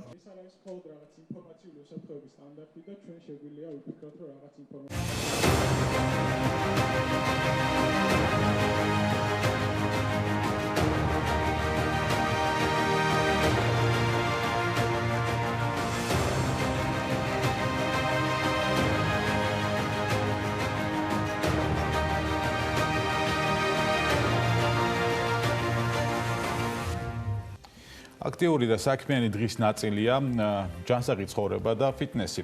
დღეს HR Hub-ის რუბრიკაში ფიტნესზე როგორც პროფესიაზე ისაუბრებენ მივესალმებით ანინა დარაშვილს, რომელიც ჩვენი სტუდიის სტუმარია, ანი გზირიშვილი, ჩართვით შემოგვერთება,ანი დილა მშვიდობის. გამარჯობა ბექა. დიახ, HR Hub-ის დღევანდელი რუბრიკის თემაა ფიტნესი როგორც პროფესია. ვარჯიში აბედნიერებს ხშირად გაიგონებთ ადამიანებისგან, რომლებიც სისტემატურად ვარჯიშობენ და მართლაც თავს ბედნიერად გრძნობენ. ფიზიკური ვარჯიშის დროს გამოიყოფა ჰორმონი ენდორფინი, რაც ხსნის სტრესს და თავს ბედნიერად გვაგრძნობინებს. ზოგი ვარჯიშს ბუნებრივ ანტიდეპრესანტს უწოდებს. ჯანსაღი ცხოვრების წესი ბოლო დროს განსაკუთრებით აქტუალური გახდა. ვარჯიში ახალი ტრენდია და ფიტნეს სფეროს პროფესიონალი როგორც არასდროს მოთხოვნადია. აცნობიერებენ რა პროფესიული ცოდნის მნიშვნელობას, ფიტნეს კლუბები უპირატესობას იმ ინსტრუქტორებთან თანამშრომლობას ანიჭებენ, რომელთაც აკრედიტებული ორგანიზაციების მიერ გაცემული სერტიფიკატები აქვთ. ჯერჯერობით მსგავსი დაწესებულებები საქართველოში თითზე ჩამოსათვლელია. ამ პროფესიის ადამიანთა უმეტესობა ყოფილი სპორტსმენი, მოცეკვავე ან თვითნასწავლია. თემას გააგრძელებს ანა გზირიშვილი, რომელიც ოქტოპუს ფიტნეს კლუბიდან ინსტრუქტორთან ერთად ჩაგვერთვება პირდაპირ ეთერში. გამარჯობა ანა.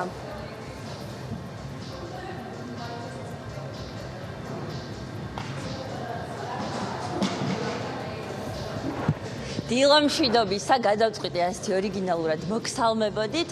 სხვანაირად არ შემეძლო, ისეთ გარემოში ვარ ახლა მე.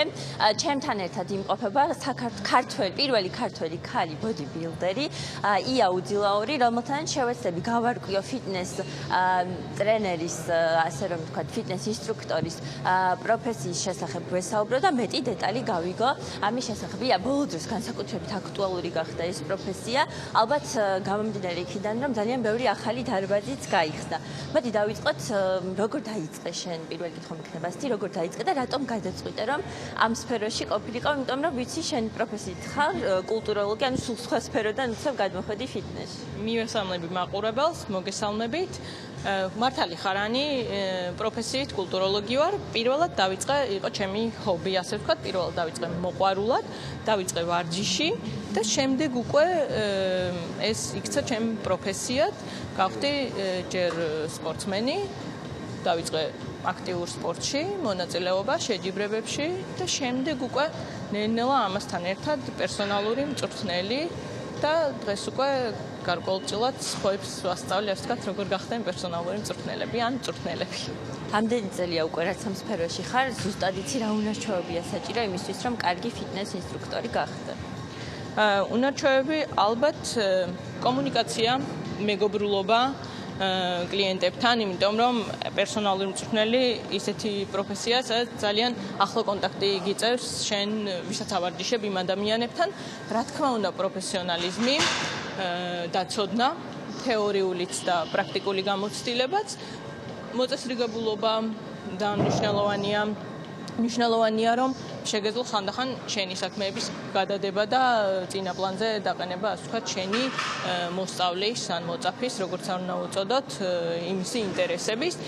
სხვა შორის, ყველაფერი ის, რაც სერვისში საჭირო არის, ბუნებრივია ფიტნეს ინსტრუქტორსაც ჭირდება და ამის გარდა, რა თქმა უნდა, შესაფერისი პროფესიონალიზმი და განათლება. და კიდევ ერთი, უნდა გიყვარდეს რაც საკეთებ, ანუ უნდა მოგწონდეს და თავარი ალბათ კიდევ ის, რომ მოტივაციას უნდა აძლევდე, ანუ აი ესეც აუცილებელია, რომ ერთ-ერთი ძალიან მნიშვნელოვანია, რომ მოტივაციას აძლევდე და უნდა უხაროდე ჩვენთან მოსვლა, ჩვენთან კონტაქტი. ანუ დადებითი უნდა იყო, აი მოწყენილი, რაღაცა მოდუნებული, ისეთი უენერგიო არ უნდა იყო.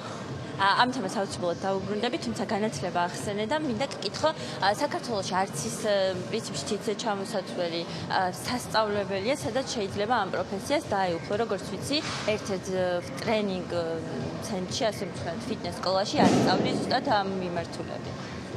პირველი ტრენინგ სკოლა, ფიტნეს ტრენინგ სკოლა, ამ მიმართულებით, სწორედ ჩემი იდეა იყო და რამდენიმე წლის წინ, 3 წლის წინ, ზუსტად მე-4 წელია უკვე რაც არსებობს, დავიწყეთ ამ კუთხით მუშაობა და იქ ვასწავლი, გვაქვს კურსები როგორც დამწყებებისთვის, გვაქვს კურსები ასევე კვალიფიკაციის სასამაღლებელი, გვაქვს როგორც საერთაშორისო კურსები, ასევე დამწყებებისთვის მასტერკლასები დაწყებული ერთკვირიანი, დამთავრებული ერთთვიანი, ორთვიანი, სამთვიანი, სხვადასხვა ხანგრძლივობის და სხვადასხვა თემატიკის ინტერესებიდან გამომდინარე. ანუ ნებისმიერ ადამიანს შეუძლია მოვიდეს თქვენთან და ისწავლოს. დაახლოებით რამდენი ხნიანია ეს კურსები? საშუალოდ ყველაზე ხანმოკლე კურსი, რომელიც სერტიფიკატს იძლევა, არის 5 კვირიანი. აქ არ გულისხმობ მასტერკლასებს, ეს სერტიფიკატო კურსებს გულისხმობ და ყველაზე ხანგრძლივი კურსი ამ ეტაპზე არის 3 თვიანი. ანუ სამთოში პრინციპში ალბათ შეუძლებელია გახდეს პროფესიონალი ფიტნეს ინსტრუქტორი, ეს უკვე გამოცდილება.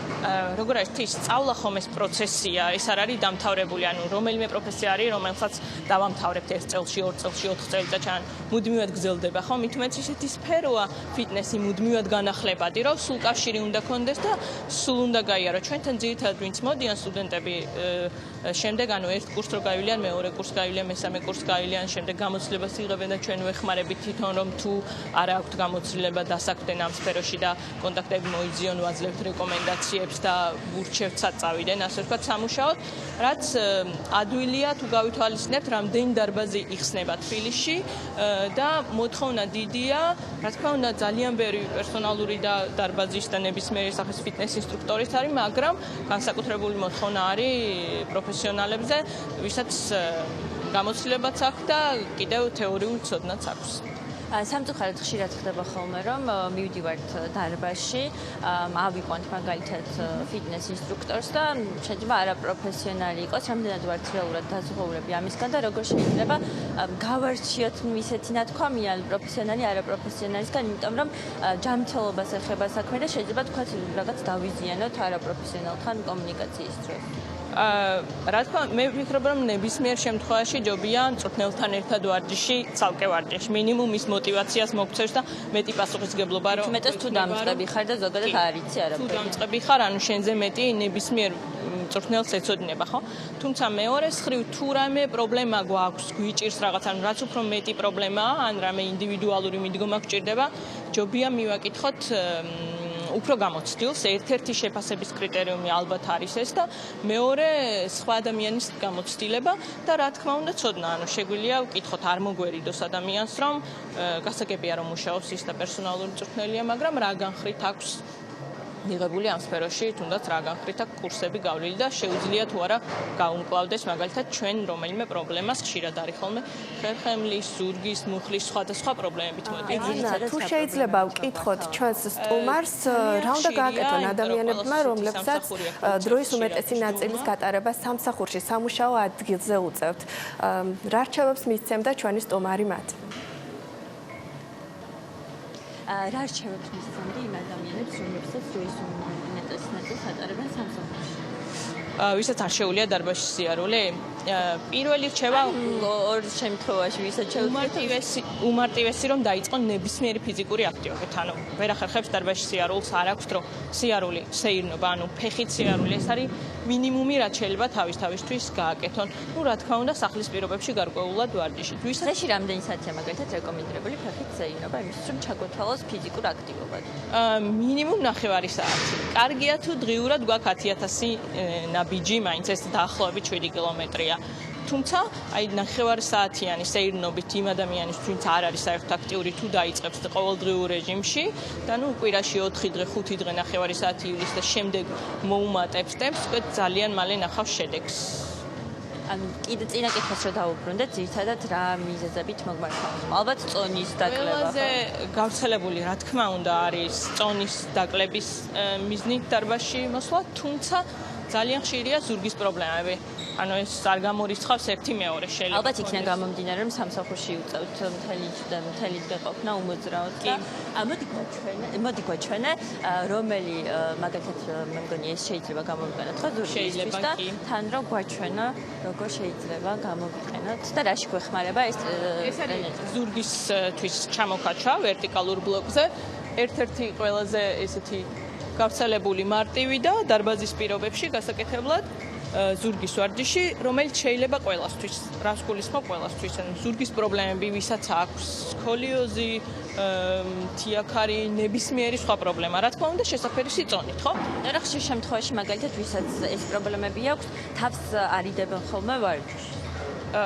დიდი შეცდომაა და თანამედროვე მედიცინაში ექიმებიც, რა თქმა უნდა, პროფესიონალი ექიმები პირიქით ადამიანებს მეც მაქვს პრობლემა ზურგის და ნამდვილად ვიცი რომ ურჩევენ ვარჯიშს.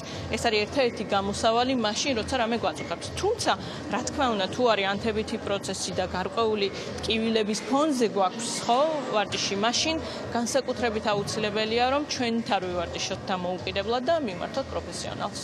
მოდი, ჩარჩვის ბოლოს მინდა ვისაუბრო იმ კამპანიაზე, რომელიც შენ გაქვს ამ ეტაპზე 21 დღიანი გამოწვევა. ანი, სხვა შორის ანი არის ერთ-ერთი მონაწილე ამ კამპანიის და ჯერ არ ჩაუგდია დღე და ველოდები რომ ბოლომდე ესე გაძლებს. მოდი დეტალები რომ უთხრათ მაყურებელს და ჩაერთონ. ჩემი განსაკუთრებულად ჩემი მოსწავლეებისთვის მოვიფიქრე ესეთი ჩელენჯი, იმიტომ რომ ვიცი რომ ახალ წლებზე ყველას გაგვიჭირდება თავი გავართვათ იმ გემრიელობებს და პლუს იმ ცდუნებას რომ დავისვენოთ და არაფერი ვაკეთოთ, ასე ვთქვათ. და ამიტომ მოვიფიქრე წინა საახალწლო ჩელენჯი 21 დღიანი ფიზიკური აქტივობის. ნუ არც ერთი დღე არ უნდა ჩააგდო, თუმცა ნებისმიერი აქტივობა გეთვლება, როგორც დარბაზში სიარული, ისე ფეხით სეირნობა, სახლში პრესის გაკეთება, ბოულინგის თამაში, პეზეთოსვა, ნებისმიერი რაიმე აქტივობა და არის საჭირო იმისთვის რომ ჩაერთონ ამ კამპანიაში. ამისთვის საჭიროა დარჩენილი დღეები გარკვეულწილად არის და ვისაც ეხლა უნდა რომ შემოგვიერთეს, ისიც მოასწრებს. ამისთვის საჭიროა რომ ჩემ ინსტაგრამის გვერდზე დამთაგონ ყოველ დღე დააშიარონ ან პირადში გამომიყვანონ. სახელის რომ თქვა როგორ მოგწევ? იოჰანა ბაზიერი. შეუძლიათ ესე გამარჯვებულს, ანუ ვინც თქვა 21 დღეში ასრულებს ყოველდღე ამ აქტივობას, რა ელოდება ესეც? გამარჯვებულს ელოდება განსაკუთრებული პრიზები, რა თქმა უნდა, მათ ვინც არ ვიცნობდი აქამდე და ეხლა გავიცნობ ამ ჩელენჯით, ასევე ელოდებათ ჩემთან პერსონალურად ვარჯიში. რაც მინდა გიცადოთ, ძალიან დიდი საჩუქარია. და მათ ვინც უკვე ჩემთან ვარჯიშობს ისედაც, მოდი საიდუმლოდ შევინახავ, რა თქმა უნდა, ესეთი სიმბოლური პრიზებია, მაგრამ რაც ძალიან გაახარებთ, მოეწონებათ დარწმუნებული ვარ და ასევე გამოადგებათ საომავლო ვარჯიშისთვის. დიდი მადლობა, მოკლედ, რადგან ახალი წელი მოდის, განსაკუთრებით აქტუალური გახდება ახლა ეს ვარჯიში და ჯანსაღი ცხოვრების წესი და ჩაერთეთ 21-დან გამოწვევაში და პრინციპში არინანებს და პირიქით ძალიან მოგებულით დარჩებით. მადლობა ანა. HR Hub-ში კი დიდი მზადება გვაქვს 18 დეკემბერს 8 საათზე English Book Education-ის ინოვაციურ სივრცეში 2019 წლის ბოლო წინა საახალწლო HR Night-ი გაიმართება. გვეყოლება ორი სპიკერი, ანდროდ გებუაძე და სოფიო ლებანიძე, PSP დაწყობის გენერალური დირექტორი. ანდროდ გებუაძე ისაუბრებს თვითშემეცნებასა და HR მართვის ტენდენციებზე, ხოლო სოფიო ლებანიძე მოგიყვებათ თუ როგორ შევხვდეთ ახალ წელს კონფლიქტების გარეშე. კომპანია Catalyst Global Team Building-ი შემოგთავაზებთ ღონისძიების არაფორმალურ ნაწილს, სახალისო გუნდურ თამაშს, თქვენს წინა საახალწლო განწყობაზე კი იზრუნებენ ოქროს ბიჭები რემბო და გუკა სალუქვაძე. ღონისძიების შესახებ ამოწურავი ინფორმაცია იხილეთ HR Hub-ზე ან HR Hub-ის ოფიციალურ Facebook გვერდზე. HR Hub-ის დღევანდელი რუბრიკა კი ამით დასრულებულია. წარმატებულ კვირას გისურვებთ. მადლობა ნანავდარაშვილ ზანაგზირიშვილ, საინტერესო რუბრიკისთვის კიდევ ერთხელ საქმიან დილას ვასრულებთ ჩვენც ამით გემშვიდობებით საქმის კურსის გამშვებებში ვხვდებით დღის განმავლობაში. საქმიან დილა კი ხვალ 8:00-დან იქნება ეთერში. დროებით.